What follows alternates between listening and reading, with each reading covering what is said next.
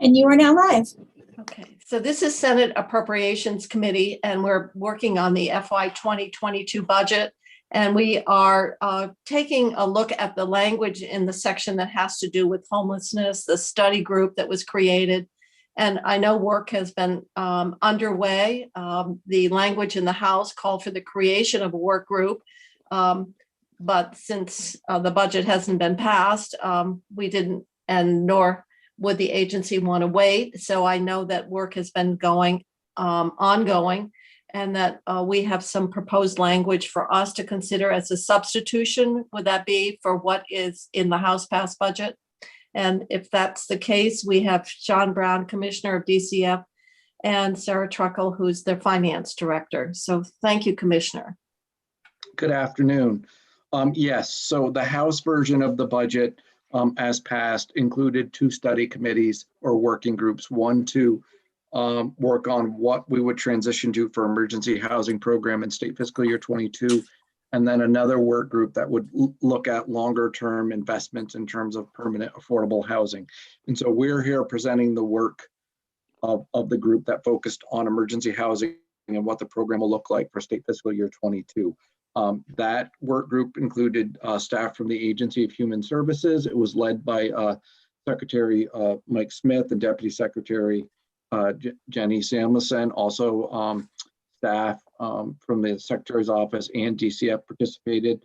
Also Jessica Radbor from Vermont Legal Aid, Paul Dragon from CVOEO, Tom Donahue from the Community Action Agency in Rutland Bennington, Margaret Bozick from the Champlain Housing Trust, Kara Casey from the Network to Prevent Domestic and Sexual Violence, Michael Redmond from the Homeless Provider down in White River, Josh Davis, who's the Executive Director of Groundworks, and I apologize if I miss, and Rita Markley from COTS was on the work group as well. And Sarah Truck will jump in if I missed anyone. So it was a very robust working group with representation from many different community partners in geographic areas of the state.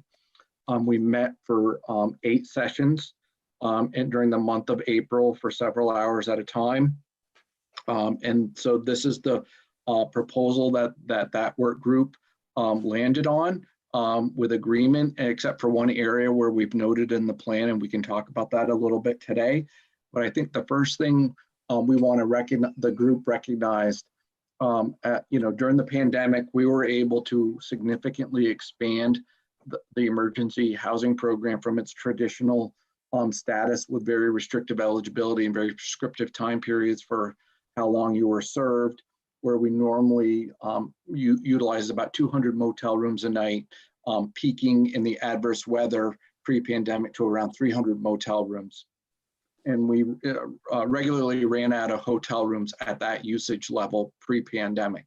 When the pandemic started, we shut down shelters and completely loosened the eligibility criteria, and anyone who's homeless was housed. And so we are now using about 2,000 motel rooms.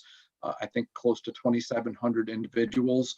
I think about 275 of those households are households with kids. And they are dispersed across the state in about 76 motels. We were able to utilize that many motels with the economy shutting down and tourism and travelers and the health and safety guidance. They were allowed to stay open if they served first responders or recipients of the General Assistance Program. And so we were able to secure that many rooms. We've been given notice by several hotels that by the end of June, they're going to stop working with us, and we anticipate losing around 250 rooms before that date. We've had other providers tell us that as the economy reopens, they're not going to renew guests. And so we're already anticipating another 100 to 150 room loss very shortly after July based on those communications. And those hotels would be geographically dispersed across the state that we're losing. And so we anticipate as the economy reopens, we will lose more and more hotels that we will work with, and as tourism picks up, some of the rooms we might have used during the pandemic will be rented by travelers at a much higher rate than we pay for the rooms we use now. And so on the first page of the report, you'll see that we map out what we anticipate the motel capacity will be starting in April, going through the end of December. We're predicting, with the ski season starting, that we may be able to procure about 650 motel rooms at that time a night, which is double what we've historically been able to procure.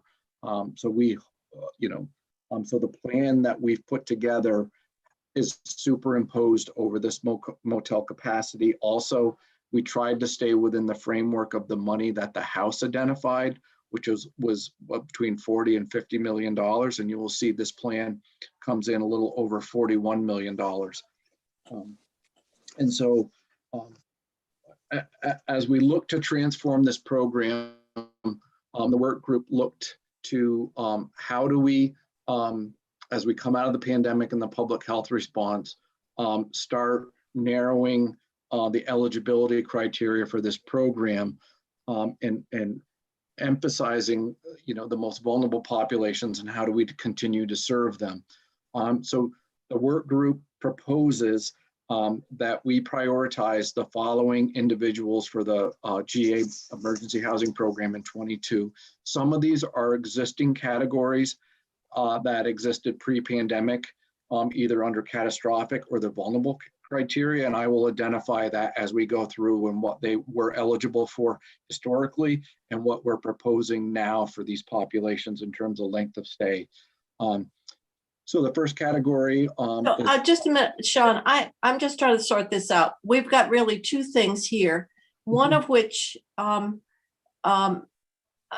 just trying to find out, are we going to be using the budget as the mechanism to make changes in our GA eligibility? Yes, to provide that framework, and then we would promulgate emergency rules that implement the language we've proposed. If the legislature agrees, we would then promulgate emergency rules, and the work group would work on that to implement the language in the budget for 22. And then the work group is then going to continue to meet to map out what 23 will look like. And we hope our goal is to issue a report and a recommendation next November to give plenty of time for partners and legislators to review it and digest it before the session. So in FY22, the plan that you're going to be proposing will narrow eligibility criteria, but will still bring in a price tag of $41 million. Correct. Okay. Because I know historically GA doesn't serve single able-bodied unless we have the cold. Yeah, I mean, we have the cold weather exemption or some other conditions, but so that's what you're going to get into in terms of narrowing eligibility. Yes. Yep. Okay. I will. Yep. So right now, the program continues to waive the categorical eligibility requirements, and anyone who's homeless is still being housed.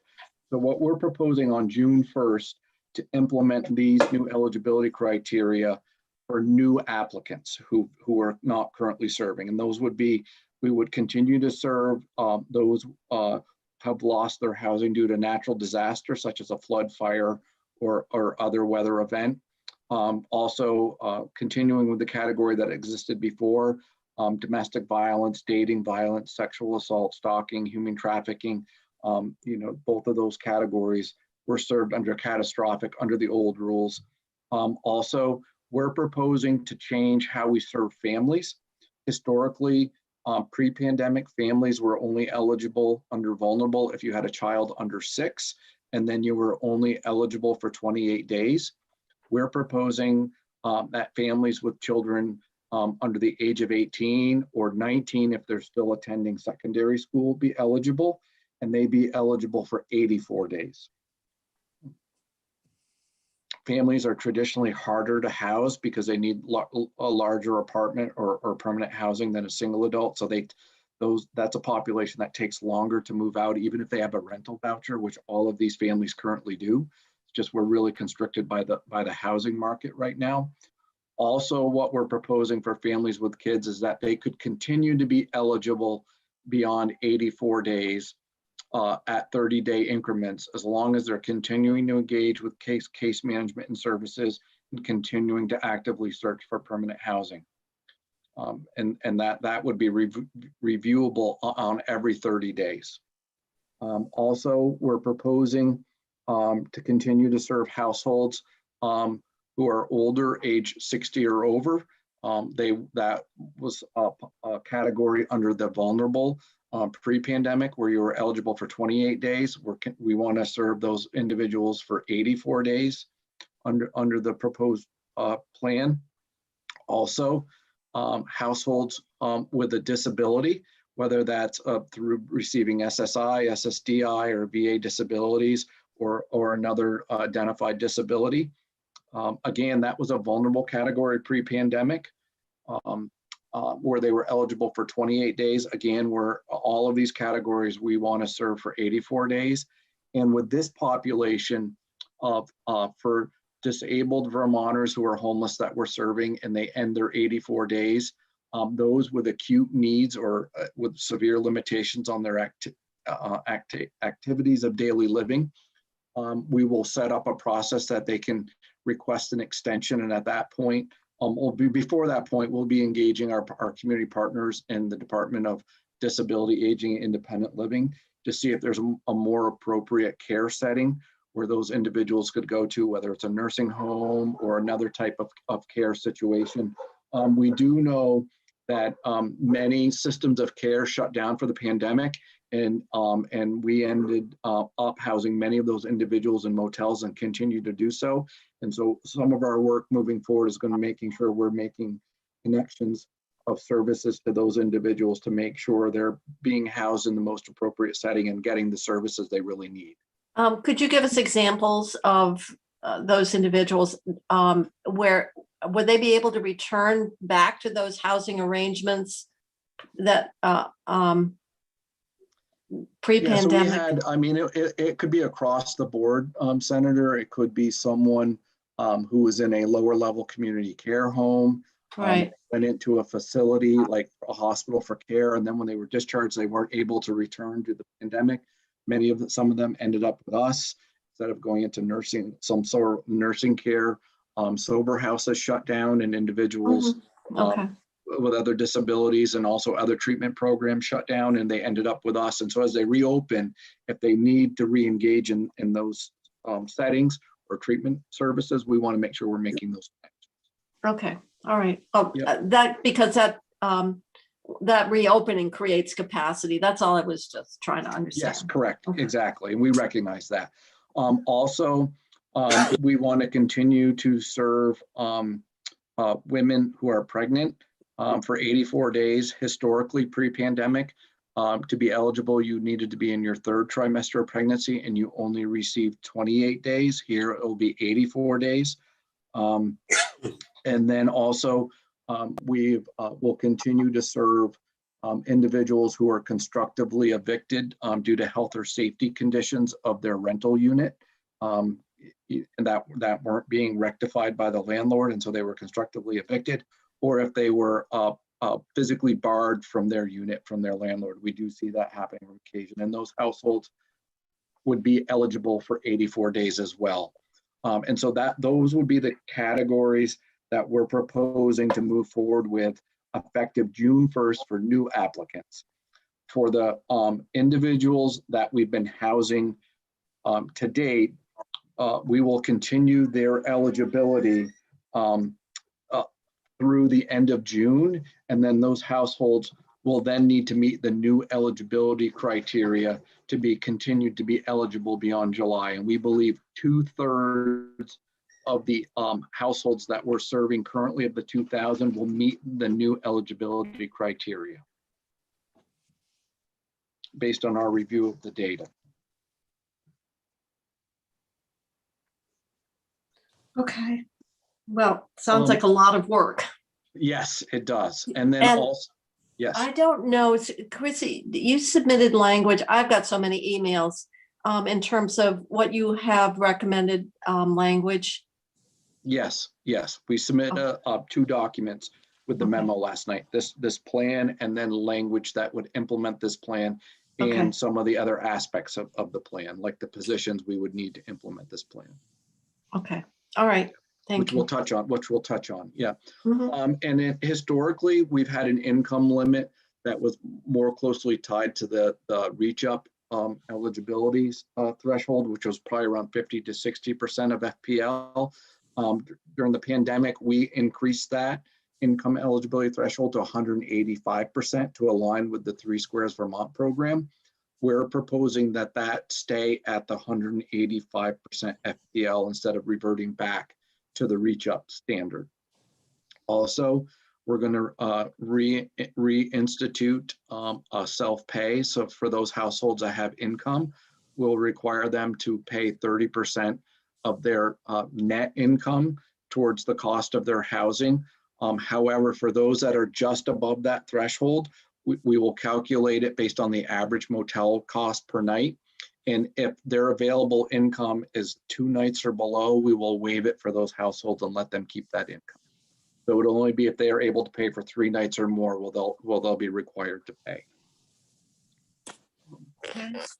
Also, the program has historically, pre-pandemic, had a period of ineligibility that didn't make a distinction between the level of offense. It was if you broke a rule and were asked to leave a motel, you served a period of ineligibility, and it was for a longer period of time than we're now proposing.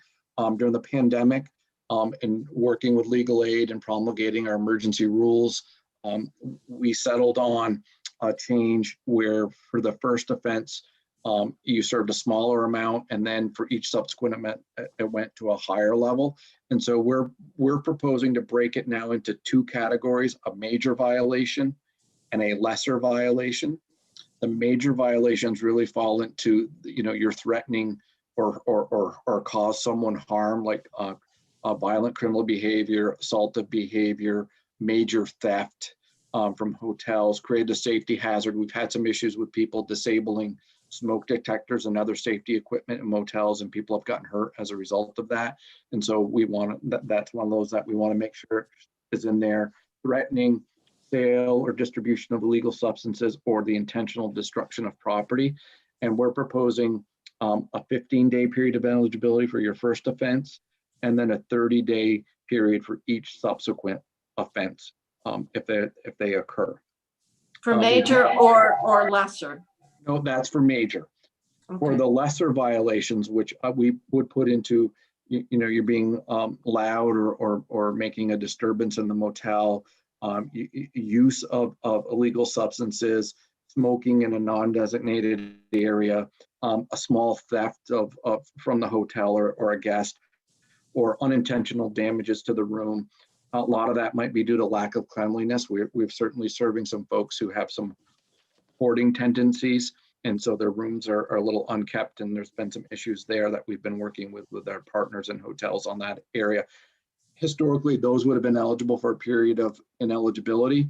We're now saying there will be no period of ineligibility, and if the hotel asks them to leave, we will move them to another hotel, and with the understanding that we are serving some guests that are not welcome in many hotels in their community due to behavior, and so we may not be able to find them a room in their community, and if we house them, they may need to move to another district, and we've had to do that for some individuals. So we're proposing those changes to the period in eligibility. Also, historically, if you've caused your own loss of homelessness, there was a 6-month period of ineligibility where you weren't eligible for a motel room. We're reducing that to 90 days. I do want to note this is the one area where there was not complete agreement with the working group. Vermont Legal Aid and CVOEO's representatives don't agree with a 90-day period. They don't believe there should be a period of ineligibility for due to causing your own homelessness. But the rest of the group believe there should be and agreed on 90 days. Okay. And where that comes into play, we've seen where someone was asked to leave because they were served a restraining order due to domestic violence, and they were asked to leave their home. And under the we've seen we're housing some individuals that fall into that category. We believe that that's causing our own homelessness. We're also seeing people leaving housing in other areas, whether in state or out of state, and availing themselves a motel room. And that, and I think we recognize that if someone's permanently housed, they really shouldn't leave that housing and then secure a motel room. And so we're looking to reimpose that that period, but reduce it from a 6-month look back to a 90-day look back. Also, as I indicated, on July 1st, there would need to be new eligibility for the original cohort that we're housing now to continue to be housed. And we envision a process starting once we get a sense of where the legislature is going with our proposal to start reviewing cases, so that it's not all done on July 1st, that it would be very thoughtful, so we can start working with families as they or individuals as they transition out. Senator Starr, you had a question. Yeah, it's a general question, Sean. I think when you first started earlier today, you said we had 200 to 300 motel rooms we usually rented and filled. And since the pandemic, it has gone to 2,000 or 3,000 or some high number. The question is, are all these people that we're housing, are they people that have lived here? Or are they people that have come here? Or do we even know? I would say, Senator, based on our review of the data of the 2,000 households we're serving now, I would say 90% were families and individuals that were here before the pandemic. And we've probably serving about 10% of those that have come during the pandemic. Some of them have had prior connections to Vermont and returned to Vermont, and others did not. But 90% of the households we're serving. And many of them were homeless before the pandemic. Our program had very restrictive rules before the pandemic. And I would say we were probably serving 10% of the homeless population in motels because of those restrictive. And now during the pandemic, we're probably serving 90% of the homeless people in motels and 10% in other ways in shelters. And it kind of flipped it on its head. Yeah. Well, thanks. Just in case the question gets asked eventually, we'll have some answers for them. Yeah. Thank you. Yeah. Also, as a piece of the work, the State Emergency Operations Command coordinated a mass feeding program for all the Vermonters, homeless Vermonters we were serving, individuals in motels. As we open up and we come out of the state of emergency in July, we believe that will go away. Our ability to use FEMA money for that will go away. The work group will continue to focus on how we will continue to support the most vulnerable people who might not have access or the ability to get out food, because that mass feeding will end this summer in July. And we'll also work with motels to make sure that that they hopefully have some sort of capacity for people to heat meals in a common area, because many will not allow heating equipment or microwaves in their rooms. And so just that's something the work group will continue to focus on, and coordinate meals through other avenues like Meals on Wheels for those that qualify in motels. So that's ongoing work that will happen as we implement this plan. Also, we're not proposing any changes to our standing practice of adverse weather conditions, relaxing the rules when the weather meets certain criteria. So we propose to continue on with that. That normally kicks in. The weather that triggers that starts in normally late October, mid-November, depending on the warmth of the season, and usually runs into early April. And so we envision having that in place as well next winter, adverse weather conditions. To help families transition out of motels, where you will see when we get into the financial piece, we are still proposing funding for services for our community partners to work with these households. Also, we're proposing a fund to help transition no longer eligible households into other living situations, whether that's permanent housing into a shelter, or many actually were staying with families and friends in prior to the pandemic and needed to leave due to health and safety guidelines. And whether they might have been staying with a vulnerable person that really needed to be protected. And so we're proposing a fund that can help support people to engage with those prior living situations, like an essential payment program. We haven't worked out the details, but you'll see we're proposing a $3 million fund to help those individuals who will no longer be eligible on July 1st and then would lose their 84-day eligibility beyond that, to allow them to at least have funds to move to something else. We recognize under this plan that not everyone that will leave a motel will be moving to a permanent or some other even temporary shelter situation. Let me ask Sean, the funding for this, we have got some of the rental assistance money, in fact, can cover temporary housing, hotels and motel rooms. That's what we have subsequently found out. That's the 110 that we've released already. When you're talking about funds, and then the administration was proposing in their housing package, I believe $12 million to deal with emergency housing and homelessness. I think, and there was some discussion, we were told maybe up to 600 families would be served. If you could, when you're talking about the appropriation, are you going to be, if you could explain what funding streams you're proposing to use? Sure. What I'll do is I'll have Sarah Truckle pull up that page of the plan that kind of outlines some of what we're planning to spend funds on, and we can walk through that. Okay. Mm-hmm. Oh, I'm sorry, Sean, if you had more to go through in terms of I think we're ready to, that's a great time to transition, Sarah. Okay, all right. If you had more in terms of what the work group has done, it sounds like it's been a lot of work.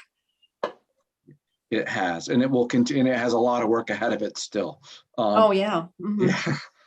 As you'll see here, we're proposing using FEMA, ERAP, and then funding from the second ERAP appropriation to fund motels, almost close to $30 million. Well, you're going to have to help me here. So in the first AWC, two, Sarah Truckle, you want to walk us through this? Well, if you could just tell what the acronyms are, non-AWC versus AW. Adverse weather conditions. Oh, thank you. That would be the normal eligibility. And then we've always internally broke out the normal eligibility from the adverse weather. Okay, all right. That way. And so here we've done the same here. So you'll see the normal eligibility criteria moving forward, the non-AWK, and then the AWK. And Sarah, do you want to walk us through this and how we came to these numbers? Sure. So in looking at both the hotel motel capacity that we expect in the FY22 fiscal year, as well as looking at our current caseload and who would be eligible for continued housing in FY22 under this new redesigned plan, we identified that approximately 65% of the 2,000 households will become eligible under the new eligibility guidelines for July 1st. Which would then bring them into an 84-day of eligibility, upon which they would exit the program. We also looked at the expected inflow that we would anticipate seeing quarter by quarter of the program under the new eligibility, and then looked at kind of historical trends around adverse weather, as well as our current population and how many we expect to be able to find alternative housing before adverse weather conditions come into play, and how many we expect to re-enter the program once the weather turns cold. So in the first line, you see the motel housing non-adverse weather condition. And in the second line, you see what we would expect to spend to support motel housing during adverse weather conditions. Our plan for a fund source is FEMA, ERAP, and ERAP2, with the recognition that the FEMA funding is tied to the public health emergency and the declaration of the emergency. So we're not quite sure as to the timing of when that will take place, but that is our current fund source for this for our current housing program. And the Biden executive order does extend FEMA eligibility for non-congregate housing through September 30th with some different ties to it. So there's a potential that we'll be able to continue to leverage that into the summer months. The second part is the motel-based services. So these are the housing support services that are take place under the Emergency Rental Assistance Program. We anticipate needing an additional $4 million above what's already been authorized by the Joint Fiscal Committee to support the services to take place in the motels in this population. We also, So the 4 million, could you explain what is that for the community partners that are actually out there visiting and supervising? Yes. Or are these, you were talking about, the mass feeding that's got to be replaced. What do you mean by motel-based services? Is it your community partners, or is it all inclusive of whatever? It would be for our community partners that work on site with the homeless individuals and families, whether it's case management or some other services, whether that can look different depending on the household's needs, but it is for our partners. So this money would be granted out to our partners to do this work. Okay. So all right, because you've been paying the community partners you've under CRF have been getting paid, obviously, for supporting families. Do you have, just off the top of your head, how does that 4 million look compared to the last year? Sarah Truckle, I'll defer to you on that. It's in line with where we've spent funds in the past. It's less than we've spent coming in, but we also have the money that will be out in HOP grants. We also have the money that will go into our temp shelter expansion in our base budget. So there's different pieces in play that we're leveraging in 22, and also an anticipated reduction in the population that we're serving. Okay. So then in security, we are currently paying for security costs in different motel sites, and we anticipate having that continue at least through the fall, leveraging our existing coronavirus relief fund appropriation. That's the original 16 million that was granted for housing, of which some has not been spent due to FEMA shifting from 75% to 100%. We anticipate expanding community-based shelter, temporary and/or permanent shelter expansions. And what we anticipate using as a fund source for this is our base budget. So in the governor's FY22 proposed budget, you see funds moving from the general assistance DEPT ID into the OEO DEPT ID. We would leverage those base funds, and we would also leverage the nearly $2.4 million of new funding, all of which OEO would grant out the door to our community partners, both for shelter expansion as well as homeless assistance. In addition, we have rapid resolution funds. We have $3 million outlined for essential support payments. These are funds that would go to directly to our homeless population to support them going back into other housing situations, as well as $1 million for rapid resolution funds. These funds are issued out through our community partners. They get to use them to buy things like a bus ticket or put down a security deposit. So they're flexible funds to identify a permanent housing solution.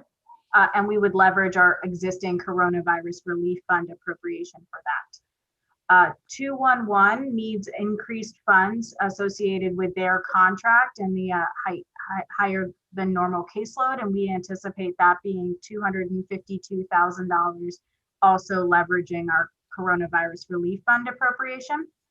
And then in order to administer this program using the Emergency Rental Assistance Program, there's a significant administrative lift. We have to collect income documentation for the participants, things like pay stub, tax returns, other ways of verifying that they do meet that 80% AMI.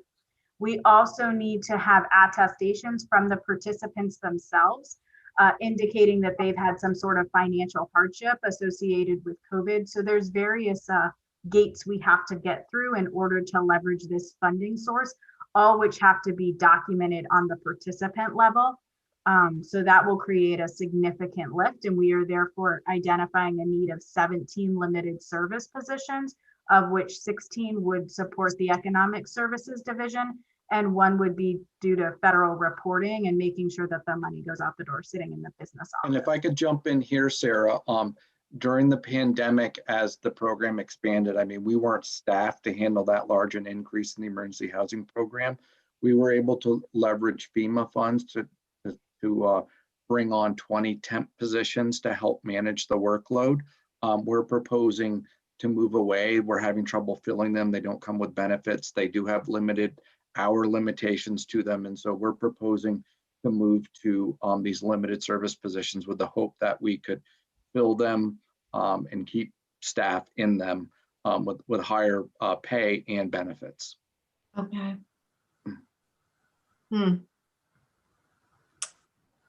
And this would be all emergency rental admin then? Yes. Mhm. Matt, And is that's where there, you get to your 40.1, well, rounded up. Senator Starr. yeah, I see these 17 positions. Is there any job training money going into these areas for these people to be trained while they're unemployed and waiting to get back on their feet? Is there any job training going on?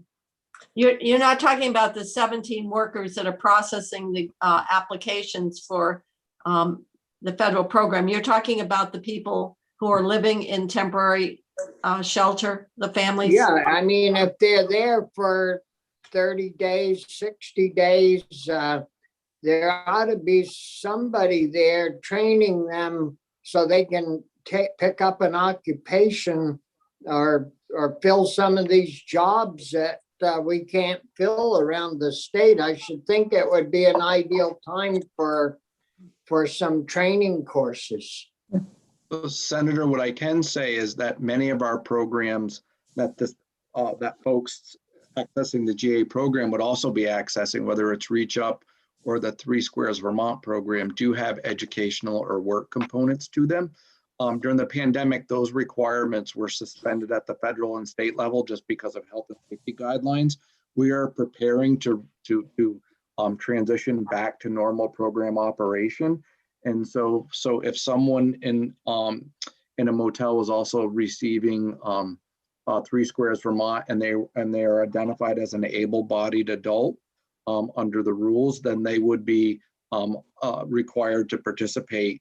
And we have an employment and training program. And then also for families on Reach Up, that's the work we do there, is to help families reach their educational and employment goals to become self-sufficient. And so there's a lot of services targeted to those families for that purpose. Yeah, that's good. Thank you. Okay, so this is the budget that you're asking for. So Okay, you Rich?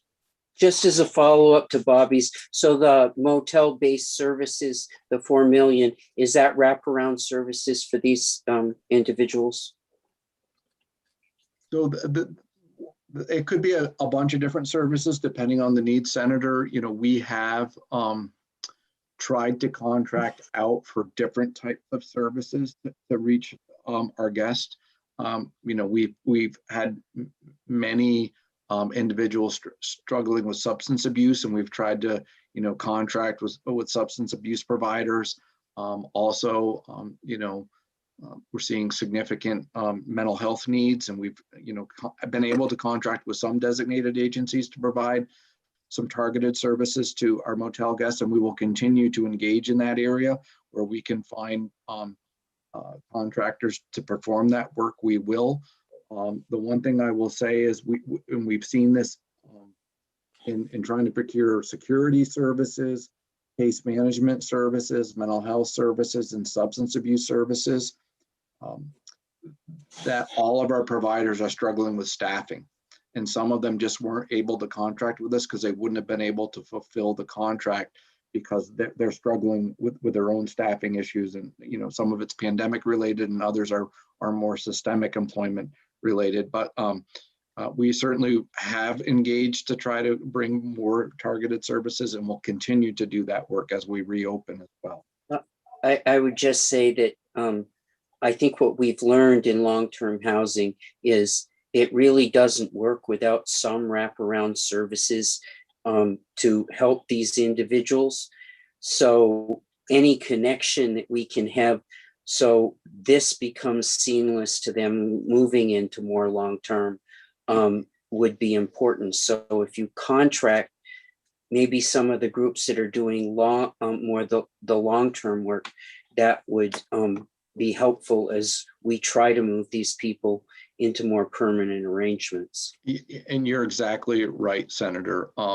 Moving someone from, into permanent housing is just the first step. Many of those individuals need longer term support services to learn the habits of financial management, navigating landlord relationships and communications, good tenant behaviors and habits. And that's the work in making sure, that they're securing housing that meets their employment needs, where if transportation is an issue, they're near transportation. So that is all critical work that we expect our partners, we'll ask our partners to do as we transition many of these households, hopefully to permanent housing. So on the motel base, I would assume that some of these families are getting reach up benefits, and therefore we're expecting our reach up case managers to provide those support services for those families. Yes. Right now, if we have a homeless family on reach up, our reach up case managers are the lead on those services. Okay. So in some ways that 4 million is not all inclusive. There are other resources that are actually coming from the department to support those families. Correct. Okay. Other questions? Okay. I guess we can take the sheet down. It shows where you get to the 41 million. Good. Obviously a lot of work this committee has put together over the last couple of months to move us out. Fortunately, we do have that rental assistance money that helps support this transition as we're coming out of the pandemic. But we're still challenged by the lack of just that housing availability is still a problem, and that's going to be something that will take a little bit of time.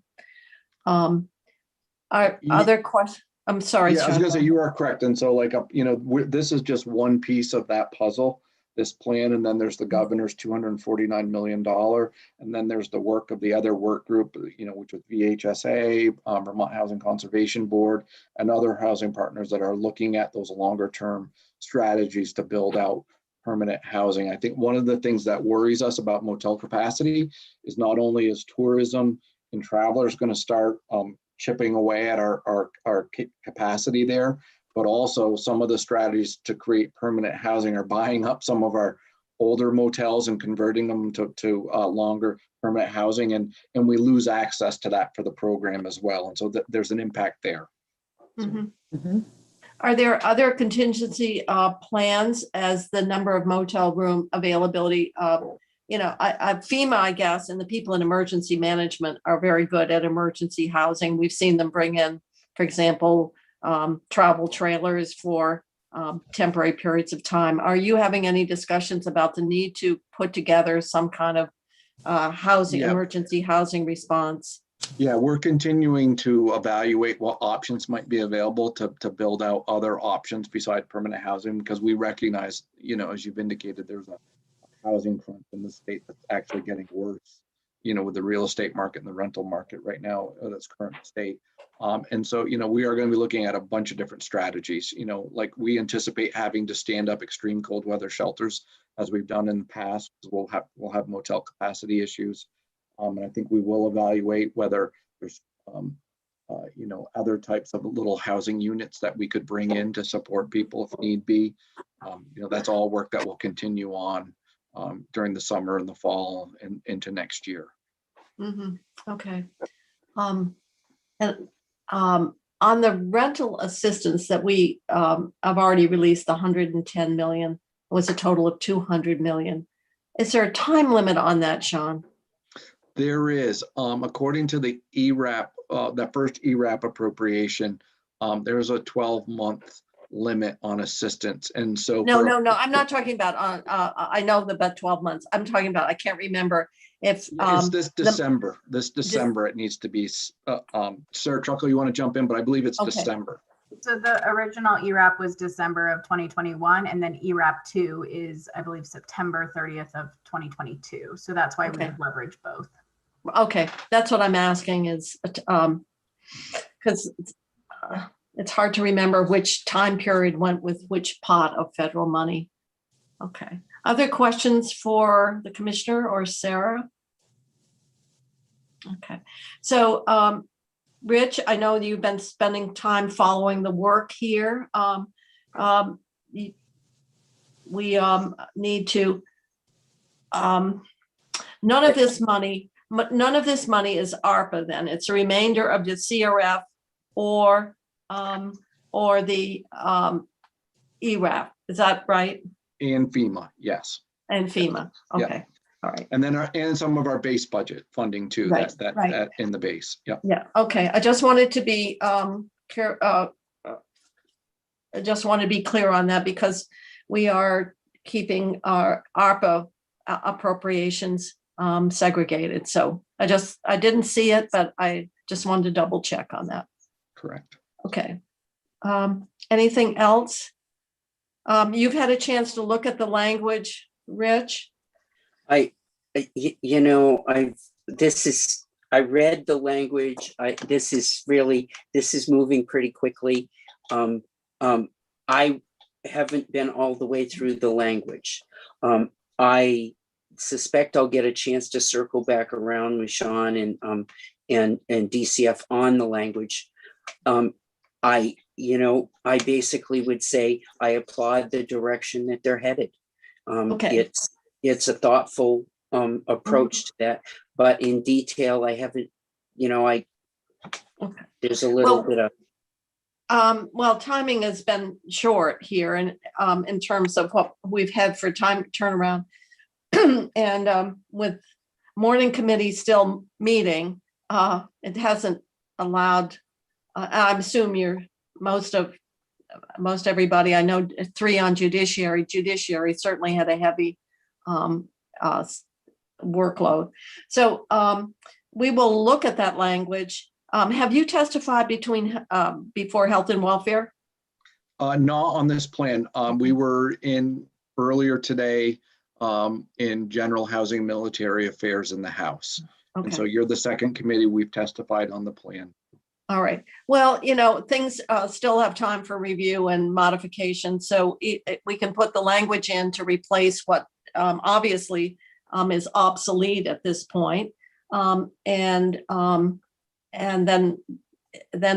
there'll be the opportunity to refine it, correct it, or whatever as we get through the final budget process. Sure. And I would add that, we noted that one area in the plan where there was not unanimous support regarding the 6-month look back with legal aid. In terms of the proposed draft big bill language, and to implement this, there was unanimous support and agreement with the language that we submitted. So that came from the working group as well, and it was across the board support. I would just say, when you see going from 2,000 down to 650 capacity, it speaks to that interim between now and when we get to something more long range for people. It speaks for the need for this. And so the need for this is great. Well, I think we have to acknowledge that, and that, what we're dealing with here is not generated just by the pandemic. We had a challenge, and we had homelessness, and we had a housing shortage prior to COVID. And so this certainly magnified it. And fortunately, Vermont had, because of the small state minimum, we had the capacity to house individuals. in this particular way that has been commended from a public health perspective. But because we had so much federal money per capita, we were able to do things other states have not been able to do. But and so this additional federal money will help with the transition and help us build more capacity. In spite of everyone's efforts, I think we still have to realize that there may be still some families having to double up. There may be some, people that will still choose to. We know that we've had homeless in the Intervale for many years. I'm not saying it's desirable, but I think we have to recognize that to make the world that there are limitations on, and we have to be strategic. And I guess that's what you're trying to do. So we'll do our very best to support the housing initiative. And we've had some discussion on that. So we'll look at the language and the money seems to be well thought out. Maybe we'll have to use, has the second rental grant, Stephanie, has that come in for approval? I don't think it has, but I don't know how it will come in, because if it's on the same CFDA number as the original, I think we have a little bit of thought about how the grant acceptance for the 200 works with the 152 on top. Yeah, that's what I'm asking the mechanic. Yeah. But I think, to the extent you appropriate the rental assistance money in the big bill to go with the language for FY22, we can be clear that, as I understand it, the rental assistance money that's in this plan is on top of what's already been allocated through joint fiscal. Right, that's what I'm asking. So are we going to have to do like we did before? I mean, in essence, we're having to accept or recognize that grant if we're appropriating. We'll have to figure out the language. It may be that we don't actually have to, though, because if it's the same, we may have already done it. Yeah, okay. With the first 200. Yeah, all right. And one more thing I've just to leave the committee with, and I recognize you got things are going to move quickly on the budget in the coming weeks, and that you may look to make changes or whatnot. We worked through this over a period of 8 sessions with the work group, and we're committed to continuing to utilize that work group moving forward, and particularly as the House and the Senate work on finalizing the budget bill. So if there's changes being proposed, we want to make sure that we're approaching that from the work group perspective, and that we're all, discussing those and coming to agreement on those as a work group, just so that we're, not going back to a splintered process in terms of, how we interact with the House and the Senate, in terms of like the partners were interacting one way and then the administration the other. This work group has actually worked well and reached consensus, and we just want to make sure that we honor that process as the budget is finalized. Mm-hmm. Okay, well, it's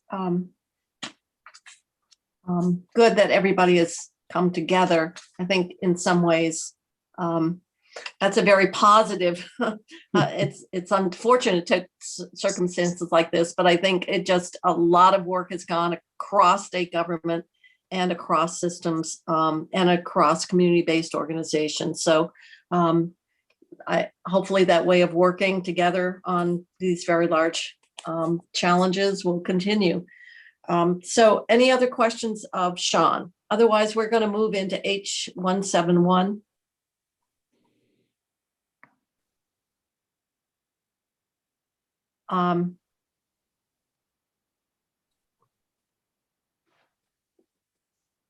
Other questions? I'm getting an email from Steve Klein, but I can't, it's like he's writing in a different language. Well, sometimes he does that. Is he one letter off on the keyboard? Because I've had that happen, or is it? I think so. I think so. Okay. One of the other questions that's come up as it's been related to this, and I know that you've had some discussion, and we did it, I believe, once before, and that's the rental assistance available to reach up families. And you've had some thinking about how we could do sort of standalone grants out of that housing pot of money. One of our challenges, of course, has been how do we get that much money out the door? When we first got the 200 million, which is coming with time limits and 12 months. And I know that you've had some discussion. I'm going to assume that this is perhaps what might be on Steve Klein's mind. And that is the possibility of doing an additional rental payment to reach up families from these emergency rental funding streams. Sure. Yeah. So I had conversations with Steve, and that would be possible. We have stood that program up and it's operational right now, supporting Reach Up families. The guidance on the ERAP 1 is that the support is limited to a 12-month period. What we're waiting for is final new guidance on ERAP 2, and if there's the ability to extend out that time period. We could extend that program out if those funds were appropriated. So we should be getting it to you very shortly this afternoon, but we have proposed language as a placeholder. So if that guidance comes out and it's allowable, that it would allow that to happen. Could you just give the committee a little background about what that is? Sure. So through the joint fiscal committee process, we were allocated, I believe, Sarah Truckle, and you please jump in here too in case I get the dollar values wrong. Yeah. Approximately $15 million to stand up a rental assistance program for renters on the Reach Up program who had rent payments due. And so in April, we started ramped up that program, and we are now paying rental assistance to the Reach Up caseload each month. And also we were able to pay arrearages, and ERAP 1 runs through December, so that the funds appropriated will help pay rent for Reach Up families through December. If ERAP 2 Does that mean you're paying the rent in full? I would need to defer to Sarah Truckle. I was not that far in the weeds on the rollout of that program. Sarah Truckle, are you still on? And the other question, Sarah, as you answer, some of that, that money also allowed the payment for utilities, which could include not only electrical, but fuel and so forth. So did these payments that went out to these families, were they more than just the rent? And did they include other utility related assistance? I know we've just circled back on the utility. I believe right now the program is only covering rent.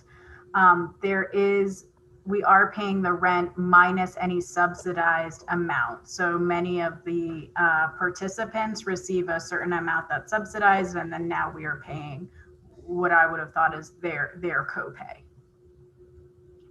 Okay, so if they were in a Section 8 and limited to 30%.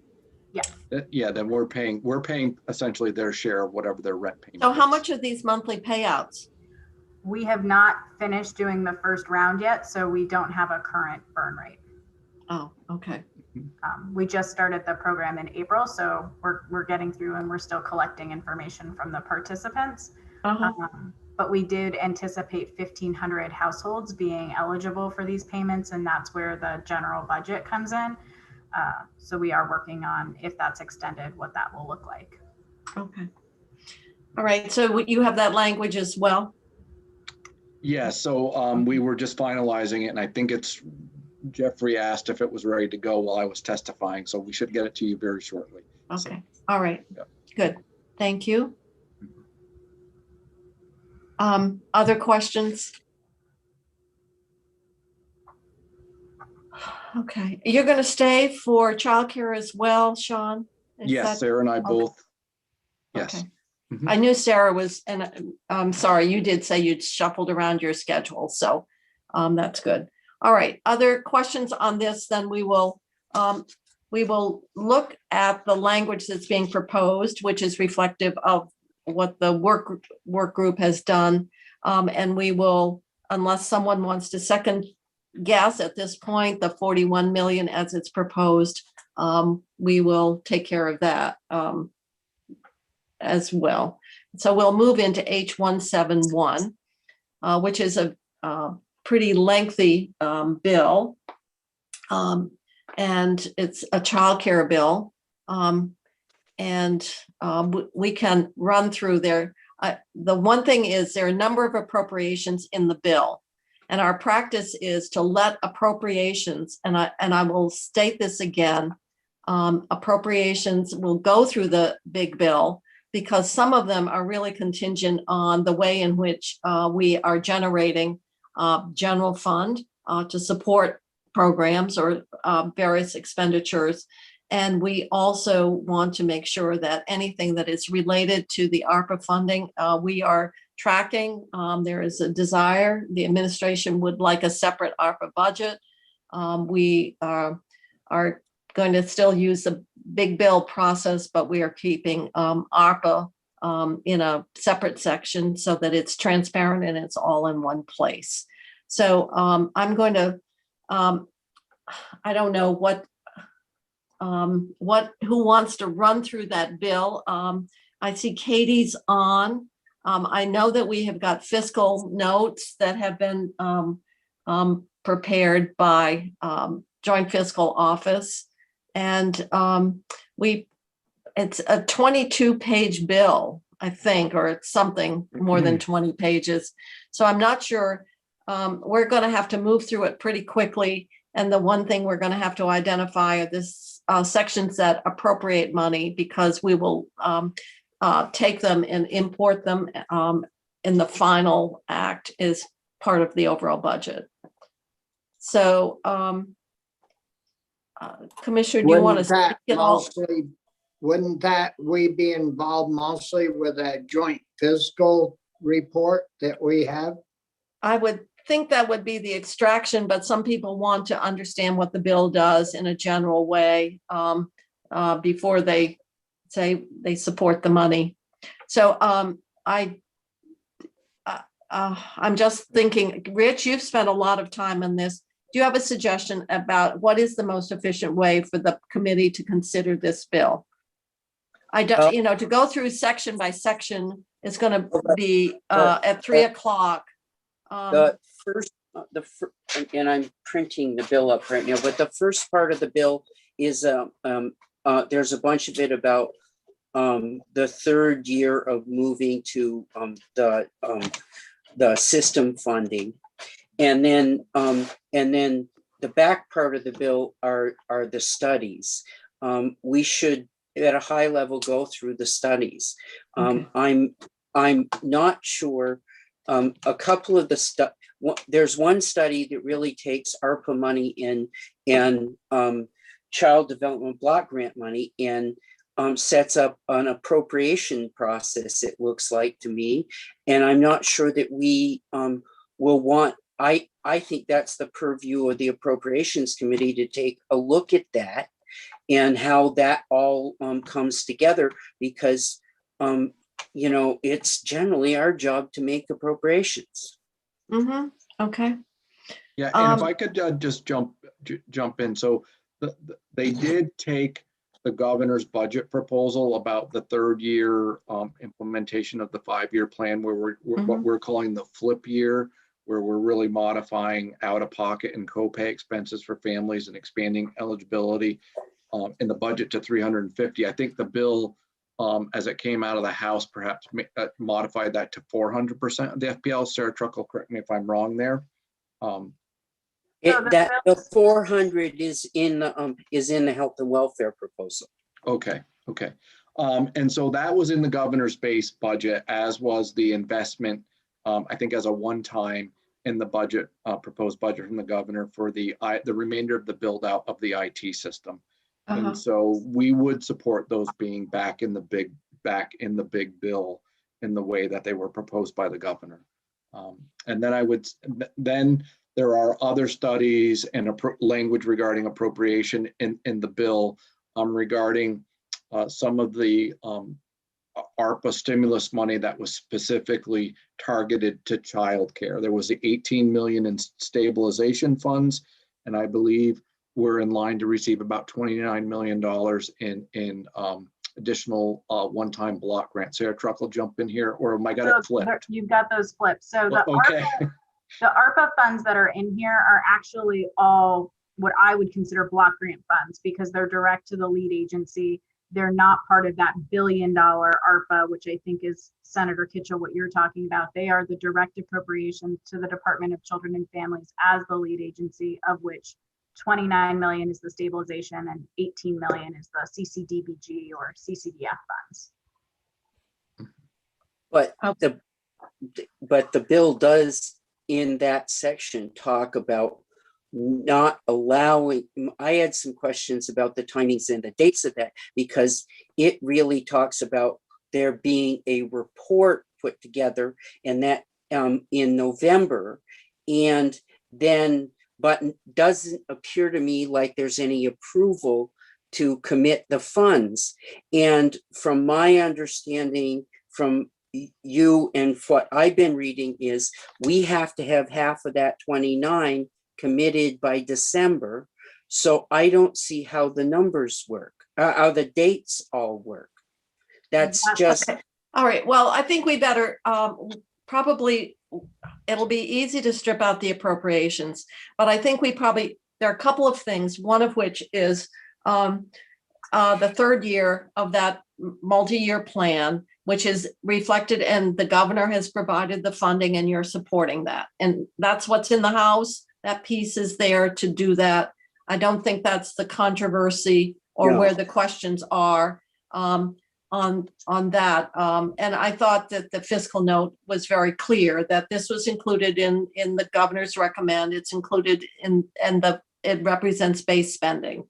So I'm going to suggest if we can bring up the bill, that we go to the sections that get into the use of the childcare.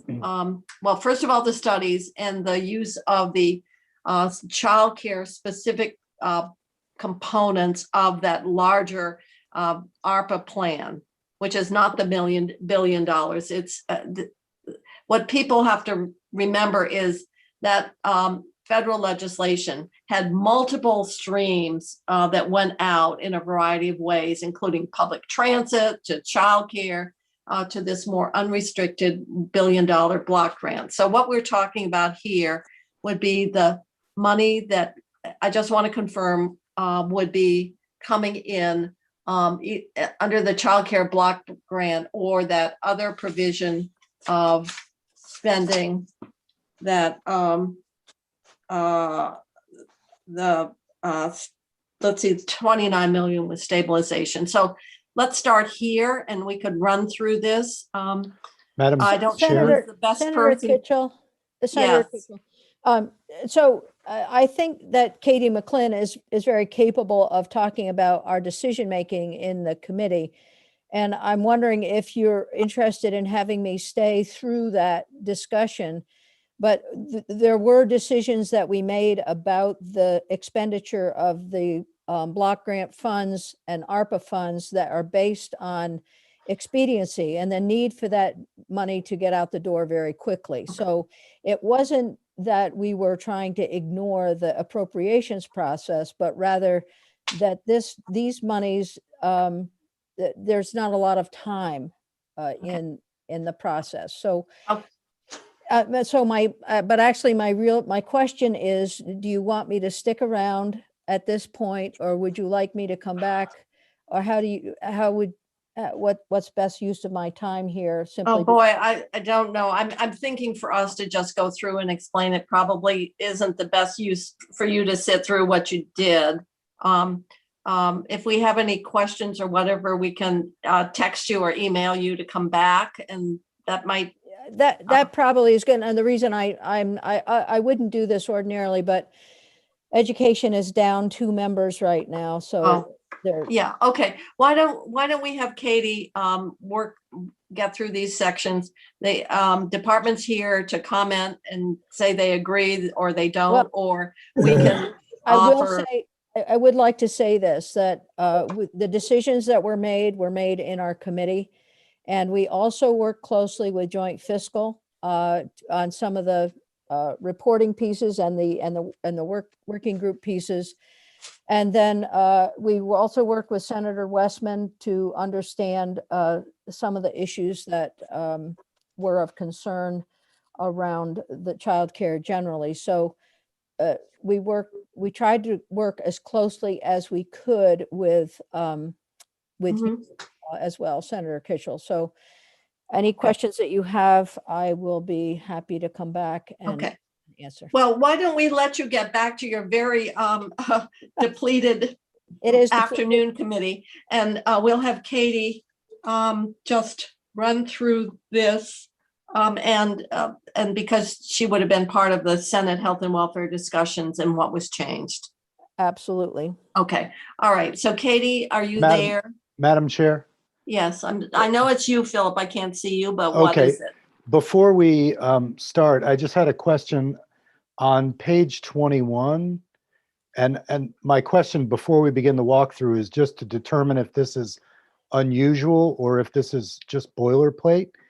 But on line 3, it says the appropriations in this act, or no, I'm sorry, up above, in the event monies received by the state under ARPA cannot be used for their I designated know, I saw purpose. that already. I saw that. It's an Yeah. obligation of general fund.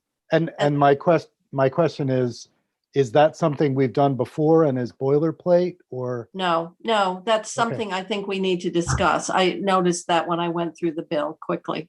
Okay, Thank you for that comment. And we did try to avoid your area of jurisdiction, but that one has gotten by us. Thank you. okay. Okay. No, I did notice that when I went through it very quickly in terms of that default back to appropriate general fund. So Katie, are you there? Somehow, I'll pull I up the think we document were- again. I think we were on section 10. Yep, let me pull it up. I have to scroll back to where we were. So sections, should I just jump right in and kind of do a high level of the Yeah, last few please. reporting I don't sections? want to go, I don't need to, sometimes committees want to have you go read us line by line, but I think High we level. really. I got it. And for the committee, just information, Sarah Truckle and both her and I have a 3:30 other commitment, so we're here till Okay. 3:30. Okay. All right. So have you seen what came over to us from the Senate? Health Yes. and Welfare. Yes. Do you want to offer comments now in terms of your thoughts? So I think Sarah's prepared to respond on behalf of the department on some initial thoughts on what came out of Senate Health and Welfare. Sarah? Okay. I'm happy to do so. So on section 10, this is a creation of a work group to make recommendations around the child care development block grant appropriation as appropriated in the American Rescue Plan.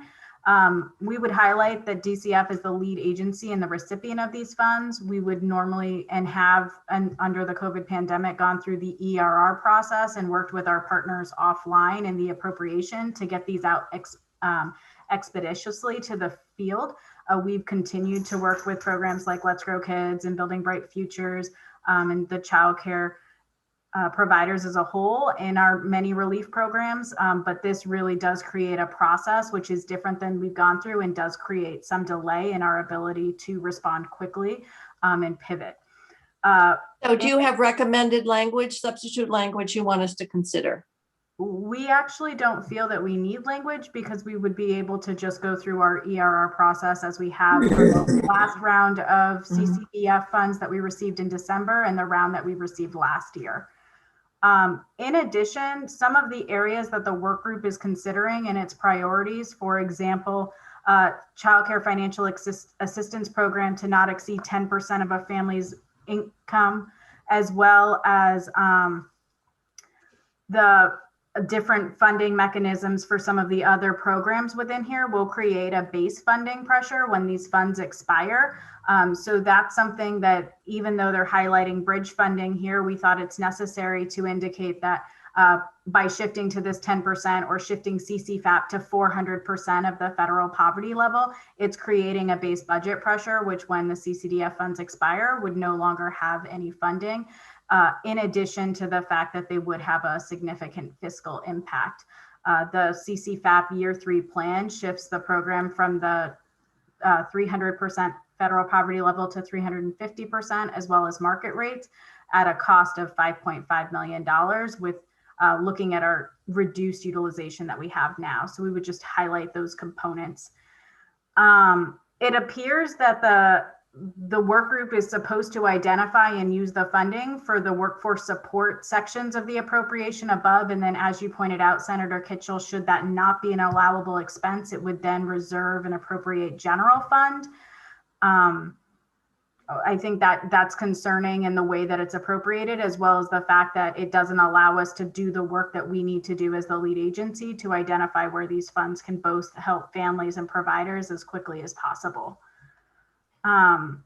I would also highlight that the report is not due until December 30th of 2021, which from my understanding would mean that the appropriation would take place next legislative session, which means that we wouldn't be seeing an appropriation of these funds or the use of these funds in response to the pandemic for things like capacity or other areas that they could be used to respond based on. Sarah, one of the things that we have done in the past is to recognize the fact that you're going to do a lot of work and you would come up with a plan. We have sometimes said that because you're not going to have the plan now and when we're sitting here in session, and that is come back with your plan and for review and approval by joint fiscal. So we did that for many of our CRF allocations and had this kind of quick, I would say 5-day process of we present a plan and it goes through joint fiscal. I would defer to Commissioner Brown if he feels that that's a good mechanism for this particular appropriation, but I can say it's a lot faster from a fiscal perspective. Can I ask? Well, so go ahead, Rich, but I just want to add, one thing is to simply move it out and you're saying, let us use and do our normal way of moving money out. But if that would be your preference, right? To remove. I'm coming up the second with a review and a move out with joint fiscal would not be your preference, but it would be much better than waiting until December 21 to do anything through the budget adjustment. I just want to make sure I understand your comments. And so, Senator Westman. So you have a thought? So that date of December, these are the funds that we have to commit at least a portion of them, or at least have a plan. That's the next. That's the okay. Just want to be sure. So the block grant amount is is that the 29 stabilization or the 18 million? It's the 18 million. Okay, so the block grant is 18 million. Yeah, okay. I misspoke when I started, so I apologize. Yeah, okay.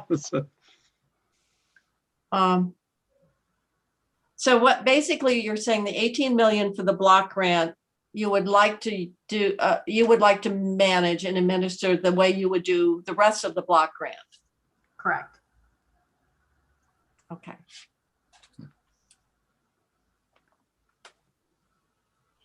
Some of the block grants did require, like Title 20 used to require public hearings and all that stuff. Is that the same for this? I don't believe there's a public hearing requirement, but I would highlight that we have consistently worked with our partners in the administration of the 2 rounds of CCDF funds that we've received to date. So just as we did in the spring of last year in December, we would continue to go through that engagement. And how much money has already gone out that way? The spring, I believe it was 4.4, although the 0.4 makes me have a question mark. And in this winter, it was $12.2 million. 12.2. Oh, just 0.2. No, 12.2 million. Okay. Okay. And that's the funding we're currently administering out the door to childcare providers. And it will go from now until December of this year in a monthly payment. So basically what you're saying is, why would we set up and require a separate process for 18 million when we've already moved out 16.6 through our traditional means? Correct. Correct. If I catching this right. Rich, do you have a recommendation on it? I frankly, the work group that sits there, it's not clear to me how many are supposed to be on the work group. It's very broad on who should be in it. This seems very unwieldy to me. And as you've already pointed out, there is the block grant has always been something that the department itself controlled, and it seems very unwieldy to me, and they need to get this money out the door. So you would recommend that we strip out the language and let the money go out using the same processes that. Absolutely. We Okay, have in the past. okay. It does seem strange to set up a separate mechanism for a block grant money that we have already moved out 16.6 in this fashion. You have a question, Senator Ballin? No, I'm just wondering, is there something that we're missing here? I'm just trying to understand how we I got. don't know. A desire for more meetings? You know, if there were a particular reason other than we just want to know, we can always have some language that that you would just update us or report back in terms of how the block grant, how this block grant is going to, how it's going to be used. So in C on page 14, there is the report from DCF to report back to the House Committees on Appropriations, Human Services, and Health and Welfare. If we need a report back, we could leave that in there and have and have DCF report back how they're spending the money. Okay, that we could do that. I guess we want, at some point, we have to say if it's worked well in the past, this isn't driven by something egregious or dissatisfaction. It's just, well, maybe we should create a different structure. And you're saying, why is that necessary? It adds more work, it adds more delay. And the way in which we've done it, we've worked collaboratively. We've moved the money out. No one has expressed dissatisfaction, and why change it? I think you don't have to necessarily say I've framed it in the most exactly the same way you were. I'm just trying to say, this is how I'm hearing it. I'm asking the committee, do we want to say, let us just continue to move this money out the same way we have with the 16.6, and we'll just keep the language that says, let us know how you're proposing or how you've decided to spend it. Yeah, I think that's great. Okay, all right. Thank you. Then we'll remove that work group, and we will just keep the language. Just let us know how the money's been spent. So that's going to be the replacement. As part of our amendment, we'll have a replacement to section 10. Yes. Sean, you better Just checking that Katie has enough to add that to our slate of amendments. Okay. Yeah. In addition to moving the money, we're moving the study. Okay. Any other? That's section 10. Shall we move to the next before the commissioner has to leave? There's other. So section 11. 11. Yeah. All right. Do you have comments about section 11? So section 11 effectively creates a similar work group with a bit of an earlier date, I think, in recognition of, as you said, Senator Westman, that December obligation. So the stabilization fund is a new round of funds to DCF as the lead agency. They're designed to stabilize providers And if I had to give the quick summary of their purpose, it's very much similar to our stabilization and incentive essential person program that we ran in the spring during the childcare closure period. So Using about CRF funding. using CRF. So it's about stabilizing providers, coming in and making sure that we're not losing capacity and those types of different pieces. That fund has to have a 50% obligation by December, or we have to report back to the federal government if we weren't able to obligate 50%. So for the department, we need to obligate those funds quickly. And we don't want to be reporting to our federal partners that we were unable to obligate the funds in December. We historically know in the past that when we have to report back, then they may do some sort of reallocation. So we would propose the same system, allow the department to go through its normal process to appropriate these funds. If for these in particular, they're actually very narrow in what we can use them for. While we haven't received our complete guidance yet, the American Rescue Plan Act does prescribe that they're really around stabilizing providers, things like workforce supports and, the tuition issues and different components of that. So we anticipate that these funds will just go directly out the door and therefore would ask for that same discretion in order to respond quickly. And it is the intent that they are for stabilizing the industry. So the longer that we're delayed in getting them out the door, that just creates more burden and less funding for the providers quickly. Okay. Can I- Rich, do you have a comment on that? Yeah, so I have seen the list of from Commissioner Brown and Sarah, and we all met, and I did see the list on what they are recommending for that half of the 29 million to be spent. I would say to you that there isn't the time for us as a legislature to go through all of that and to understand that. That being said, on page 15 in C of this, it talks about a report coming again, and that report going to the chairs of the Health and Welfare and Health Human Services Committee, and then going to joint fiscal for approval.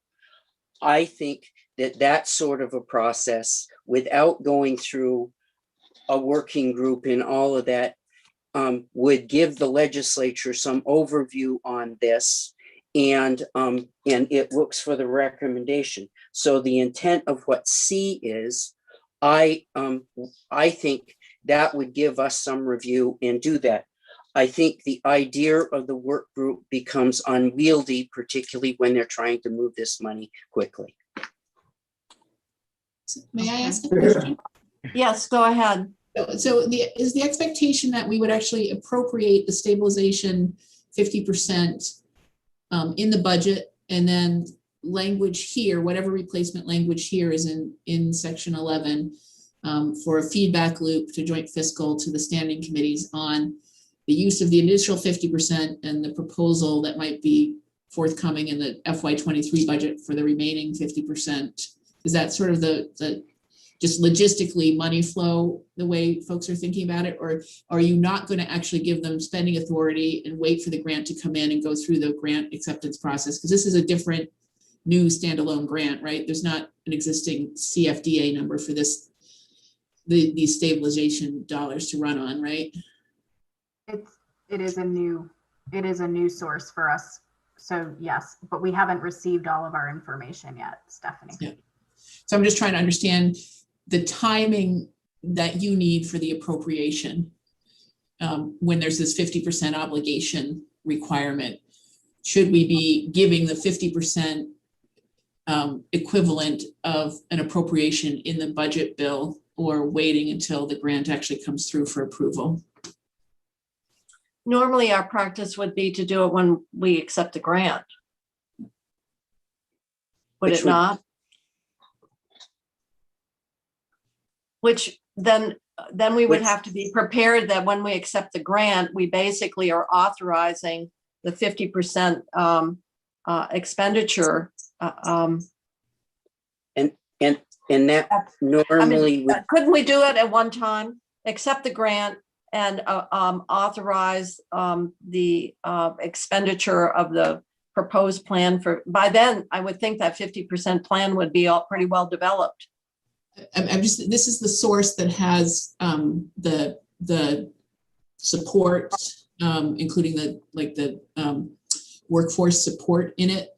Okay, And so I'm wondering if that, I thought there might be some interplay with some of the general. yeah, fund there will dollars be, in that there will be regard. some. And so that's where I'm headed with my question. Sorry Yeah. to interrupt. No, I think that's a good one. I guess we could, that would suggest we do the latter. Just what you were talking about. But then what we're doing here, in order to do that, we would accept the grant and anticipate the grant and accept it here. Yeah, or in the budget bill, when we appropriate I'm wondering. if Yeah, that's no, the I'm right approach. talking Yeah. about I'm sorry, I'm on Yeah. the budget bill. I'm sorry. Yeah. Sorry. But this section 11 would still refer to reporting on that first chunk of money, that first 50%, as well as the, whatever the plans are for the remaining 50%. That's what would remain in this bill. Yeah, Healthcare bill. I think that would be it. The same, yeah. Would that limit our ability to obligate more than the 50% by December in response to the needs of the community? And because part of the restrictions on these funds is that we have to do rolling applications for the community providers. So I can't tell you exactly how much the need in the community is going to be from a childcare provider standpoint. So we are required by the federal government to do a rolling application process. So if we're locked into the spending authority at that 50% and we receive applications in excess of that 50%, are we restricted in our way of meeting that rolling application? Or would you expect us to then go through, we've accepted it through this process and we would just go through our normal excess receipts process and then receive additional spending authority that way with work with joint fiscal? I'm just trying to coordinate that. I think there's a couple options. If the budget anticipates accepting this grant and appropriating money for this grant, and we're just not sure, we have a deadline, but we're not sure if we would need more than that before the budget adjustment process, essentially. What we would set up would be either, like a notification for an excess receipt request, because there is this interest in this childcare bill for this group to understand what's happening with the money. That's one option, I think, to do that, as opposed to waiting for the next round of when we can actually pass a piece of legislation with an appropriation in it. We've got to set up recognize the fact that if we've got this rolling application requirement, it's got to be accommodated, and maybe excess receipts are the easiest way of doing that. So, to the extent that we make the appropriation of 50%, and to the extent that's not enough, we have an excess receipt with a report. If they're going to, execute that excess receipt, some notification, and it feeds back to whatever the reporting is that we remain in section 11 here as well. So what we would do is not have that similar work group either. Right. I have a comment on that. Okay. It just seems like a strange setup where it says that a working group will be convened, mutually agreed upon stakeholders. So we don't know how many that would be, or how easy it would be to secure mutual agreement. But then once they're mutually agreed upon, they submit a report, which is either basically thumb up or thumb down.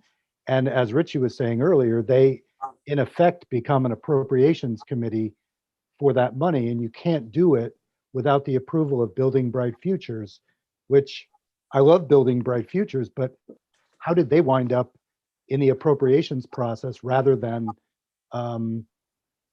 recipients of appropriations? So I have a problem with that, because if we do it here, why wouldn't we do it for Let's Grow Kids or, the Racial Justice Alliance or any group that decides they would prefer to have a stronger hand in determining spending? So setting that precedent is of concern. Yeah, Yeah. yeah. Uh-huh. Uh-huh. Yeah, it would be, okay. But are we striking that language? Can I we, would. can we have Senator Lyons join us just because we don't have, can I text her and ask her? Well, why don't we just be clear on this section before we have her, because their committee is so depleted. Okay. First of all, Katie, was this a change or was this what came over in the House? The sections 10 and 11 primarily are what came over from the House. What changed in the Senate was the JFC process. Okay. And a previous version had, I'm trying to remember the specifics, but didn't have the chairs of the subject matter committees weighing in, and it gave JFC 5 days to make a determination as to whether they approved the funding. And if it wasn't approved in 5 days, then it was deemed approved anyway. Okay, Rich? I actually in C, the intent of what C is on 15, which is that JFC approval process. I envision the report on these things coming. We accept the overall grant, and the breakup of how it gets spent gets reported from DCF to the Human Service and the chairs of the different committees and the JFC process. I like that construct. Okay, you like what the House, what the Senate added? What the Senate added in C. The work group in front of it is, I agree with what Phil said. Okay. So, Go for it. well, boy,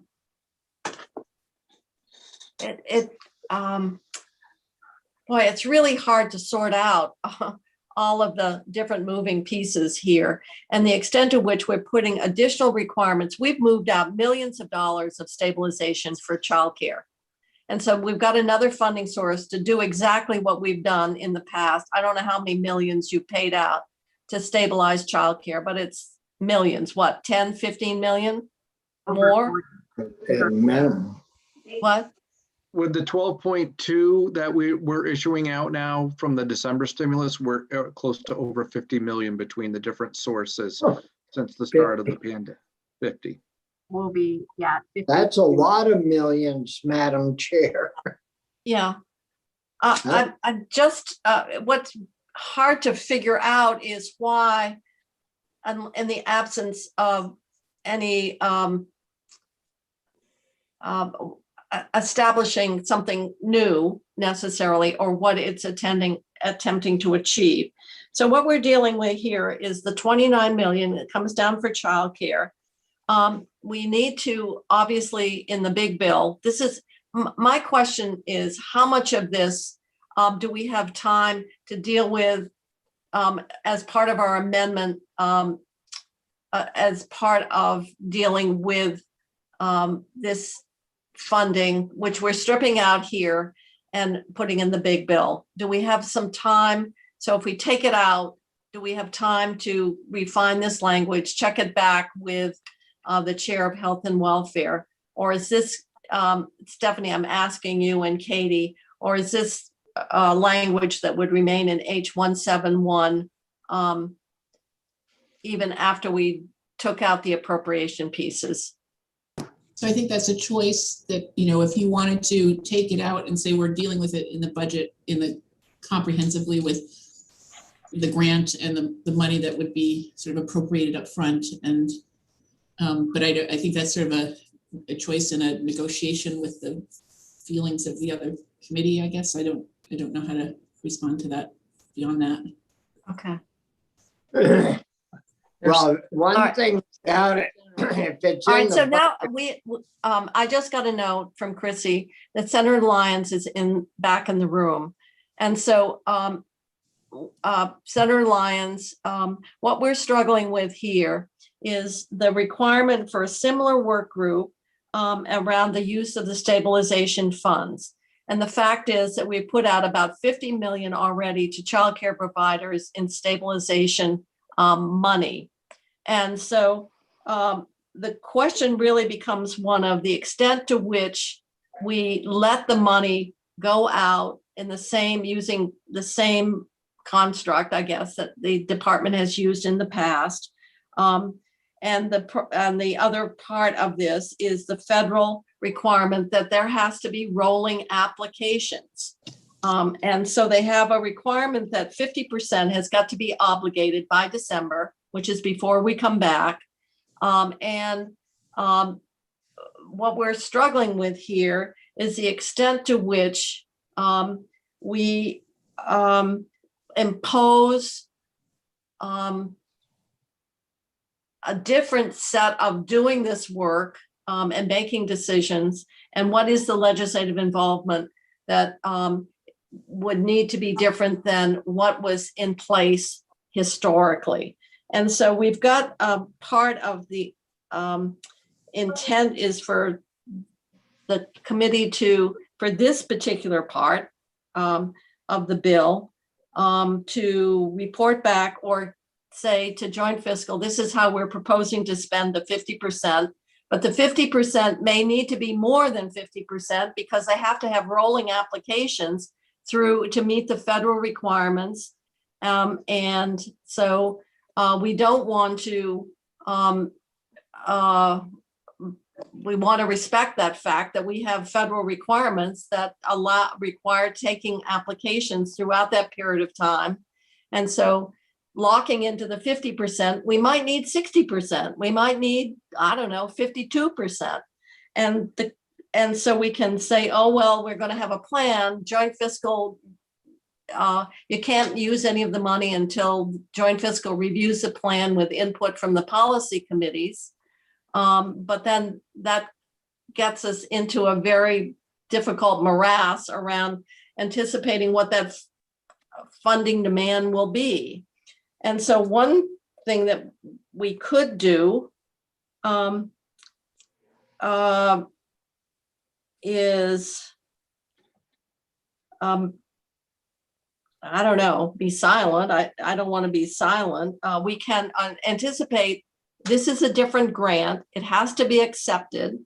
We can accept it in the budget, and we can say that that the plan has to be reviewed by joint fiscal, and not get into a work group requirement and have that articulated, but simply say, working with your partners in your usual way, present a plan as to how you're going to use this money, which they've already actually done to some extent, and it would be reviewed by joint fiscal. Can you tell me which section you're looking at? We're Is in it- section 11. That's what I thought. Okay, so, yes, we actually, believe it or not, we struggled over this one quite a bit. And as we did with each of these reporting sections and use of funds.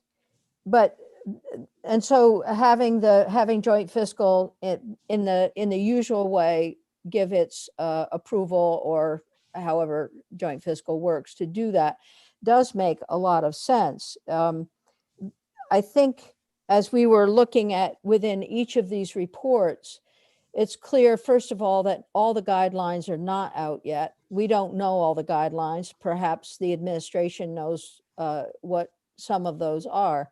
But we also felt within each of these areas of study and reporting and appropriation, that there were some considerations that we would like to have given to the appropriation. So we understand there are federal guidelines and we need to follow those, but we also understand that there might be some needs within our state that are significant and particular to our state. So included within that are some of the emerging needs, or and I've moved beyond section 11 into section 13. And so I'm just simply saying that there are some policies that we've put in place that would help move us forward, either for the systems analysis or for any appropriation within the state. But in terms of the fiscal committee making those decisions, I don't think, the joint fiscal committee, I don't think that our committee would be contrary to that. But we were trying to find a way to build in some criteria for that appropriation. Okay.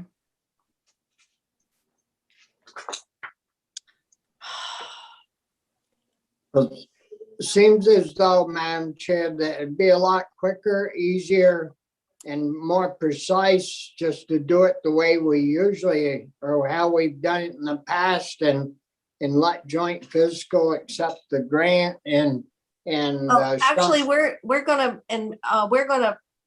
I think, based on Stephanie's comment, we're probably going to accept the grant in the budget. We'll so that part is anticipated. And then our question is the plan, the extent to which we anticipate the use of those receipts of that grant, or of that money, in terms of appropriations. And then the other is what we do with the balance. Do you have some thoughts mechanically how this might work, Stephanie?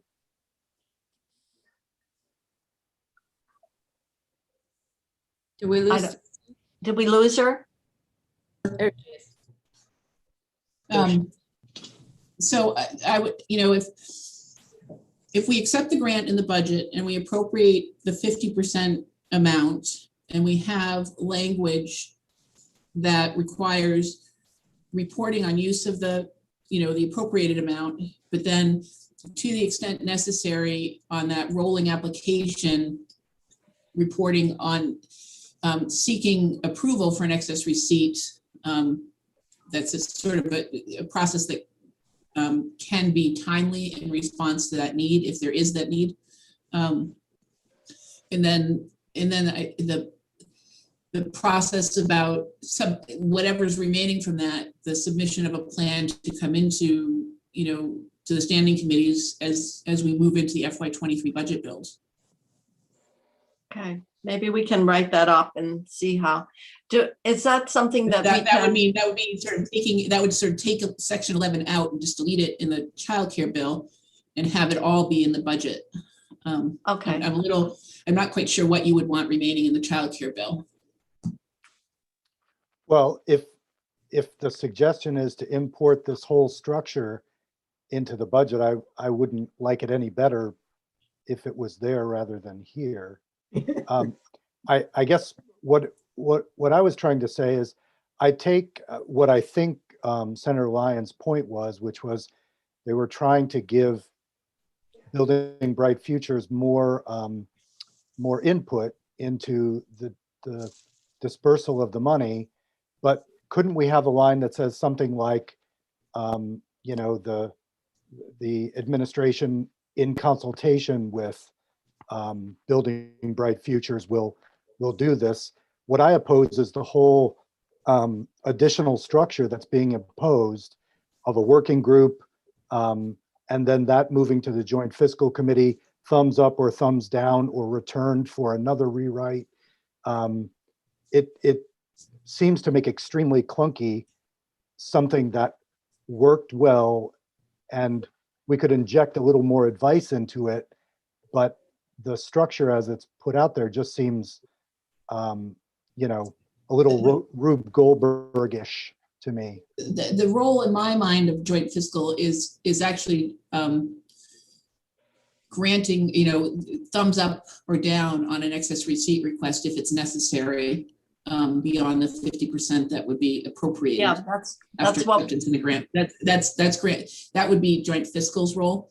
The role whatever structure you want, whether it's the agency in consultation with Building Bright Futures or whatever you want, we can design that for the remaining amount of, for the plan for it, understanding how the dollars are being actually expended that have been appropriated and the plan for the remaining dollars. That would be, directed. The question is what we don't know is the dollar amount exactly, because we don't know if there will be an excess receipt need. That's what's sort of the unknown to me. Okay, I just- Rich, you got your hand up. Yeah, the normal process would be in this, that if the department presented a budget item, and the legislature was in session, the policy committees would take a look at it, and then we would approve and appropriate the money to spend in a normal process, in our normal way. I like the construct of the DCF presenting what they plan to do, accepting the grant, accepting the money, and then the breakup of how that money gets spent, submitting it and giving it to the chairs of the appropriate policy committees to make, to consult with joint fiscal, and joint fiscal says yes or no to the plan that is presented. Okay. So that's back to accepting the grant, appropriating the 50%, and then having language about to the extent necessary. The DCF plan for the remaining funds would be, this got into, I think, Phil's concern, that DCF is the administering entity. It has to ultimately, as the entity, you want them to coordinate or consult with Building Bright Futures is obvious, but there may be others. I don't know, entities. And so let me ask Jenny, if we pull this out because we're struggling with it, this section, and then we deal with it in the budget, if there's language that's around, I'm just wondering if there's how we can do it in a way that respects the work of that your committee has done, but also respects the way in which the administering department has to have, we're clear that they will consult with all the other players that they normally do, and it may be more than Building Bright Futures. You're going to have to, I expect that's the case, Sean. I don't know who the other entities would be, but there are other entities out there that we would set up this review process using joint fiscal, or we would just use the excess receipts. So as you look at, I think what you have said is it really reflects our interest, and the interest is having a broader perspective on the appropriation of the funds and the distribution of the funds. So the language does include that. That's why the working group. So, and I understand it sounds complex, but knowing that Bright Futures has links across the state and the Department of Children and Families, that Bright Futures is integral with the Department of Children and Families. And then you'll also notice some connection then with Vermont's children and families, including those who are Black, Indigenous, people of color, and so on, trying to cast the net a little bit further as these decisions are made for a significant amount of dollars. So what you have said is, yeah, I mean, I would agree with that. Of course, we want to have that input from a broader group of folks.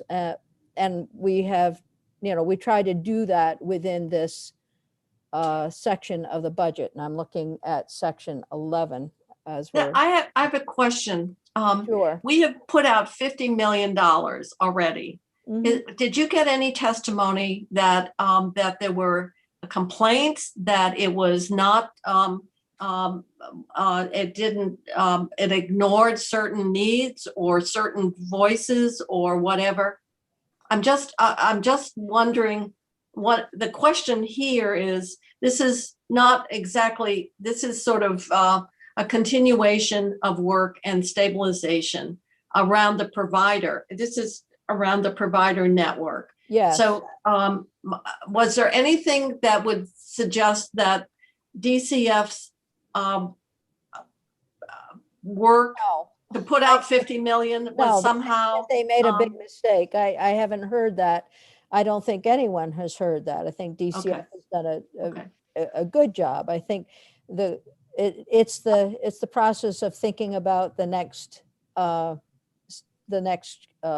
of money. That's all. If you believe, so that's all I want to say. Okay.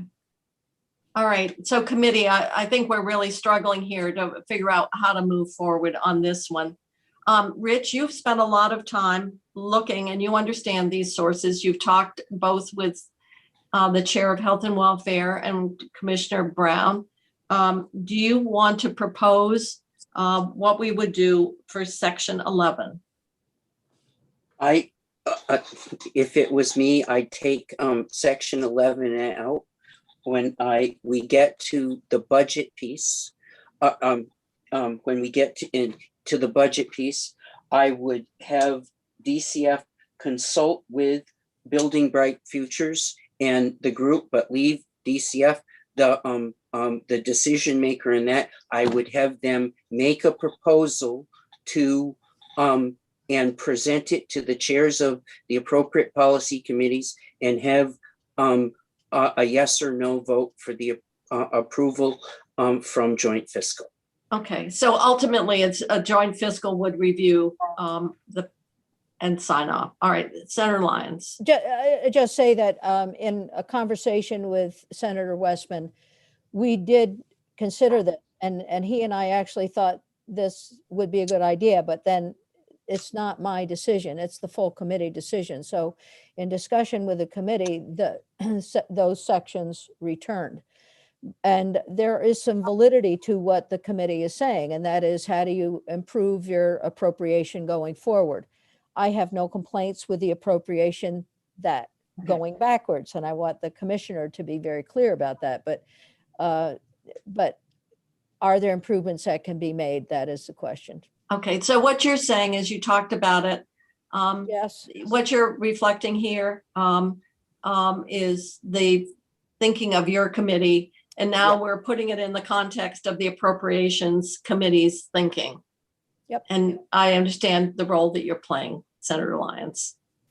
So, and if I could jump in as well, I certainly recognize, the conversation with the committee here and the struggle. And we would be comfortable with it moving into the budget bill. We would also be comfortable, Senator Lyons, I think, brings up some good points where, we have done a good job on some of the other areas of the 50 million, but there are still gaps in the system where certain, the system doesn't serve certain families well in the state. And I think we would recognize that. And we're certainly happy if some of that other language there that Senator Lyons is referring to regarding BIPOC community, making sure, we're really focusing and make sure we're meeting their needs in terms of providers and services. I think I would support that. Okay, well, maybe there's a way that we can do that. And even if it doesn't necessarily, since it's all related to this specific pot of money, maybe we can take a little time and craft language that goes with that in the budget that addresses the concerns that have just been outlined by the chair, that reflect the desire that any plan would recognize those interests.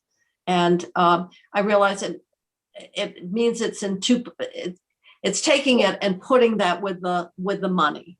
That's It is what we're doing. difficult then, in terms of having the language returned to the House and understanding that the House, should the House decide the need for a conference committee is going to make it get tangled up within the budget. Just, I'm feeling uncomfortable with that, but I'm sure that it can be worked out. It'll, If it's it's more in than, the budget, it's gonna It's- pass. If it's in the 171, it could die, so. well, the fact hear ya. is, Senator Lyons, all the money is going to go into the budget. So, Yeah.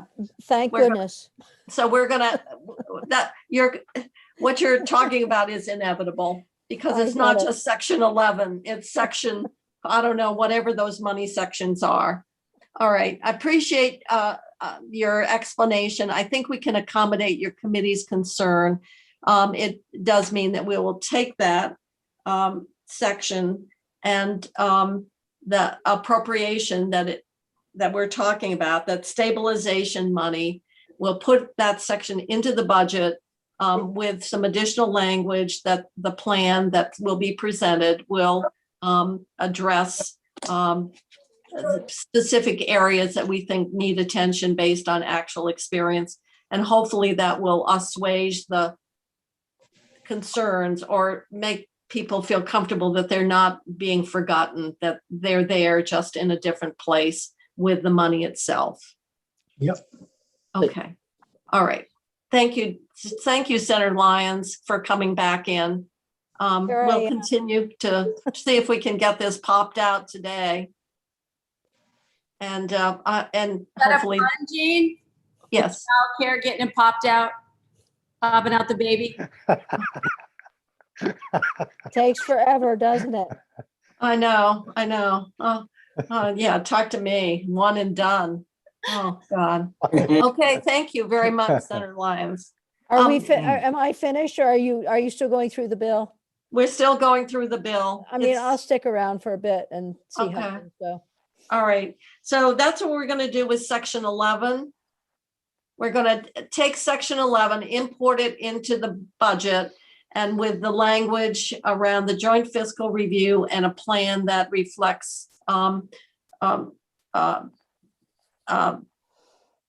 Stakeholder need input. pardon me? I was going to say that reflects stakeholder input, including members of the BIPOC community. Something Yeah. like that, but Yeah. it doesn't include the working group. I mean, it's not setting up. No, it doesn't set up a mechanism. It just, it articulates, we want DCF to work with the players that they ordinarily would work with. We want them to do what they normally would do. Yes. And we would like the plan to focus on certain areas of need that need to be specifically addressed or enhanced. And that gets into the families that we've talked about and their childcare needs. Okay. Very good. All right. That was, I think it was easier having my only son than trying to get this. Why were you one and done then? Because I was old and tired and surprised. Okay. That's on record, isn't it? My poor son, good thing he's not listening. Okay, shall we keep going? Yeah. Next sections, other comments? Sean, you had to leave at 3, no. I took care of my 3:30 so I could stay, but I do have to leave in a few minutes for, I have to be at an appointment, so I can't. Okay, that, any so. other comments that you want to make before you absolutely have to leave? No, I thank the committee for your time on all the issues we've talked about today. So Okay, I can stay all on right. For a few more minutes, but then I do have to run. Okay, so maybe Katie, we could run through our amendment then, that what we're doing relative to the appropriations, which is we're doing what we always do. Senator Lyons knows this, and that's the appropriations. They will flow in the budget. We will authorize the grant. We will look at the intersection of those federal grants and the provisions within here and the appropriations and see, how they all fit together. Okay. And so what we have here, based on what the commissioner said, is the first part and the funding and the base and really fulfilling that 5-year multi-year plan. That is not that it's funded, it's in the base and the budget accommodates that. And the IT, we are planning to fund, that has to take general fund, doesn't it, Stephanie? Isn't that because of the match? Oh, I'm sorry, I was on another issue for a moment. What was the? The childcare, the IT system, that has to be general fund, right? Because Yes, it's and matched. are you in section 5 right now? Is Well, that I'm where you are jumping in around. the I don't know memo? what section I'm in because we don't have any paper. This is just impossible and I because haven't the copied off the plan- bill. Yeah, so the plan, I did have a question about section 5, where it mentions a technology reserve fund, and that hasn't been set up anywhere. Right, so But we you're will planning take to care move of that to that. general fund in the budget. And so I think you just want to say that there's, to the extent funding is provided for the technology system in FY22, then the pieces of that section flow. Okay. And our plan is to do just that, though. Just let the chair know. Exactly. Same amount of money, just a different source of funds. Yeah, okay. So that's not part of Katie's amendment, is it? I'm sorry, I think she would have to make an amendment to the very first sub A section of section 5. Okay. So Okay, that is gone. I'm trying to, I wrote an amendment before I came in here and now I'm trying to amend it in real time as you are making new decisions. I can pull it up on my screen, but it's not finished yet. But it Okay. gives you a sense of what you're looking at. all right, oh gee, if you can translate this disjointed discussion into language, that's really helpful. Okay, so I was asked to take out all of the appropriations from the bill. So in section 4, there was the 5.5 for the CCFAP changes. So I've Mhm. struck out all of section 4 because there were changes that needed to be reflected in the heading and the numbering. And so I've just put in a new section 4 that doesn't have the appropriation and that's numbered correctly. Okay, And then in the second instance of amendment, I'm doing the same thing. This was the appropriations for the workforce programs. Struck out all of section 7 because we had so many changes to make to the heading and numbering. And I've just put a new section 7 in to reflect the correct heading and the language without the appropriation in section 7. then you need to change the work, let me go back up. I need to look at that. Okay, sorry, all right. Okay. Then the third instance of amendment is the work in progress. You decided with section 10, you want to strike out that work group, but you want still a reporting requirement. So I'm Yep. striking out all of section 10 and I'm putting a new section 10 in with just a one paragraph reporting requirement on money that has been spent. Just reporting to the policy committees and to the appropriations committees on how it's been spent. That's the block grant money. In the fourth instance of amendment, this is the language you were just talking about. I'm striking it out in its entirety because you're putting language in the budget instead. And the fifth instance of amendment, section 13 is a systems analysis where a consultant is being hired. There's a $200,000 appropriation in that section. So I'm just striking out that appropriation in subsection D.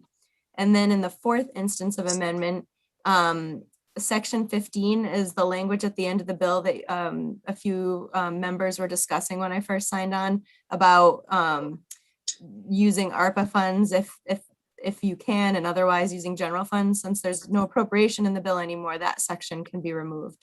So I've removed that as well and renumbered the last effective date section. But then we need to add the other one about the IT, which is then. So I was not sure, I was thinking you didn't need to add it since the appropriation itself isn't in the bill. The bill only says that the money is in the reserve. But the reserve doesn't But there's exist. no reserve.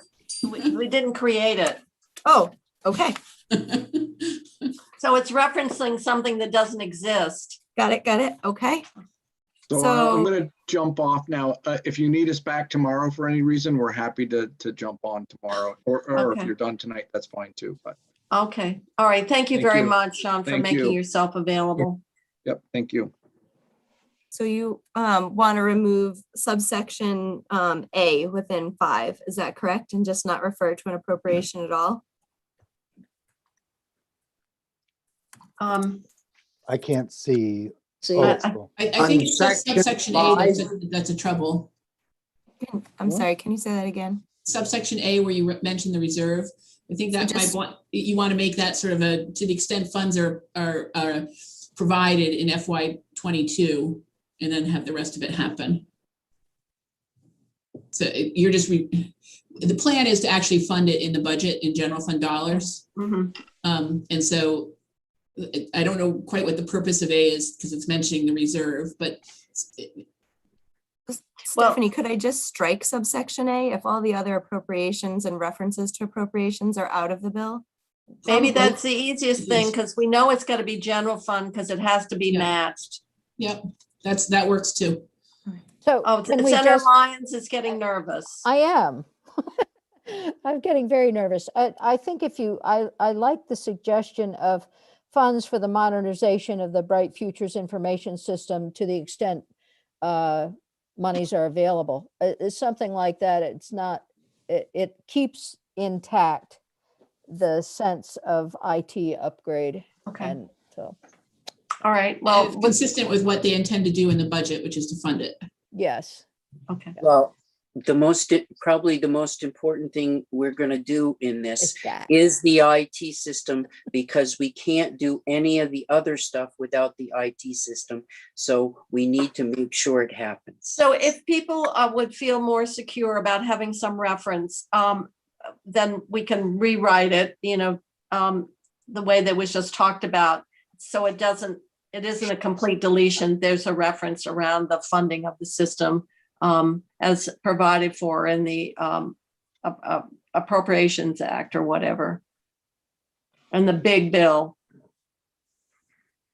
I That's don't fine. think that. Okay. Yeah.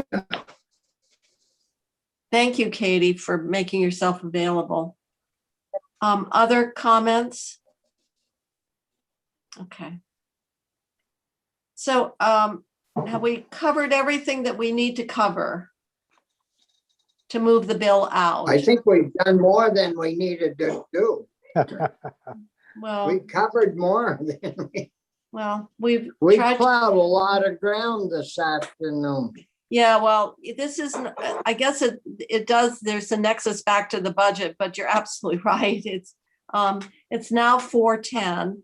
And so we have done the, Senator Lyons, we did get the language, and we'll share it with you from DCF as a result of the work, the homeless work group that has been working, and how, and it comes with a $41 million appropriation to support the plan.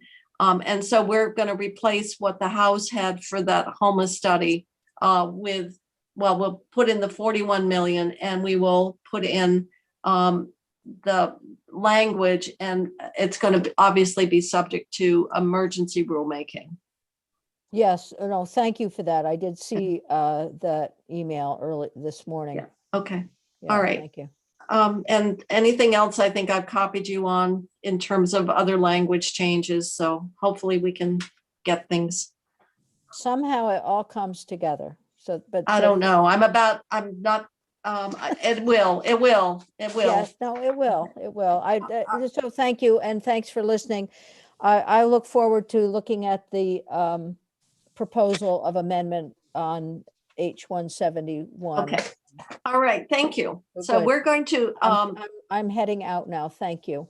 okay. Thank Well, you. we're going to, I'm going to call for a motion to amend the bill.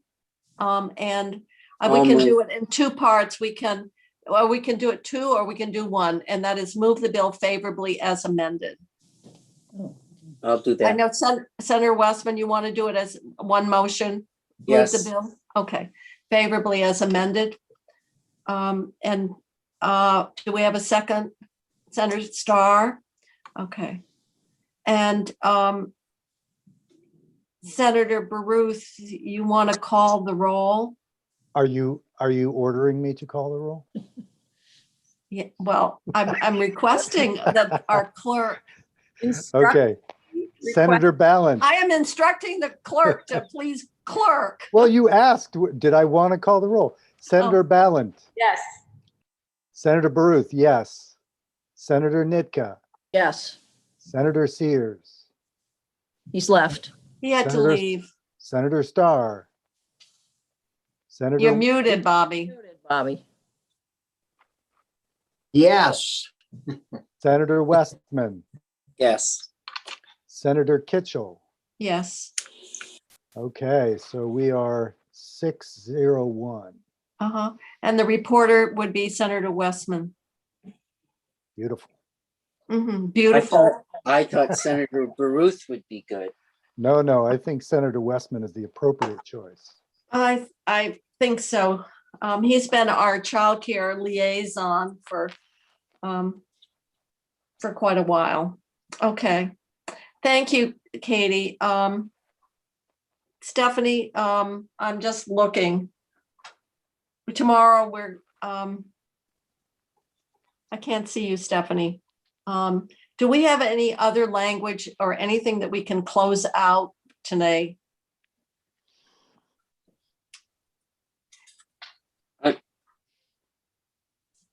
I don't know. I think Stephanie must be multitasking. I know it, she is. Huh? She is all the time. She's probably dealing with that carpenter who was banging on the walls. Boy, that'd be a lot easier for her than dealing with us. Well, him banging on the wall is, I thought it was her banging her head against the wall dealing with us. I think so. Either way, we she's have- got a headache at the end of the day. I just wanted you to, well, since Senator Sears had to leave, we are, and I know that those of you on judiciary, which constitute a fairly sizable chunk of this committee, the whole financial need of the courts and the restart of the courts you were talking about today. So Senator Sears, we're going to be hopefully will in a position to present a funding recommendation. I think maybe tomorrow, I don't know. I know it's been hard for Senator Sears because today is the day that he doesn't have the attendant to help him. So I can appreciate the demands that he's encountering. My question to you, Stephanie, are there any pieces of language that we have received that would that we could close out today? I did the redraft of the, Senator Sears is gone though, the redraft of the surcharge piece. I know, I thought that was much better. Anybody had a chance to look at it? I'm trying to think, there's a piece from Eric Fitzpatrick that goes with the criminal justice stuff, which I think is going to be tomorrow. Okay. I was just on the phone with Pat Gable on the positions question. Uh-huh. I'm trying to think if there's,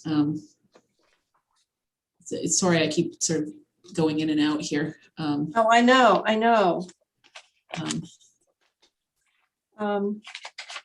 Jen Carby had done a redraft. Let's see where Jen's piece is on that. On the Mental health workforce. yeah, I think so the DA tuition assistance, I'm going to forward that to Chrissy and we could take a look at that.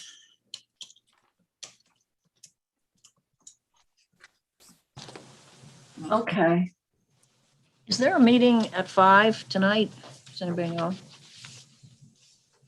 Yes. I think so. Okay, thank- Madam. so Yes. What? have you got enough to carry on? I have a meeting I have to get to. You know, I think at this point, I hate to say it, but I think we're going to have to probably call it a day. So much of what we have tomorrow is going to be related to the courts, getting that restarted. We've taken care of the homeless, I think, language. We're going to have to look at the actual language. We're going to move that appropriation in, Stephanie, Yeah. that goes with it. I'm just looking at sort of the list. I'm sorry to, because I missed it while I was on the call, but did you vote the childcare bill out pending the? Yes, we did. We Okay. did. We did manage to do that in your absence. Okay. So the courts, the childcare, and then we'll have to do that tomorrow in the budget. We've got the housing language that Rich, you'll take a look at, and did you find out whether BGS can charge fees now for consultation? So I did. They're authorized to do the technical work. They don't have a fee that they can charge. So we do want to leave in language that allows them to charge for their cost. Okay, all right. Thank you. Yeah. All right. Crime victim study, we'll wait for Dick tomorrow. I thought that looked much better. I mean, the other was just, you really had to rewrite it once we started going beyond that.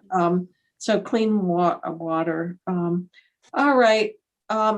Anything else people have got on their list that they want to come back to? I mean, that you're ready, or something that you've got in your sections of the budget that we were coming back to? Bobby, we took care of yesterday. We were going through that list. Bill, we've still got the higher ed.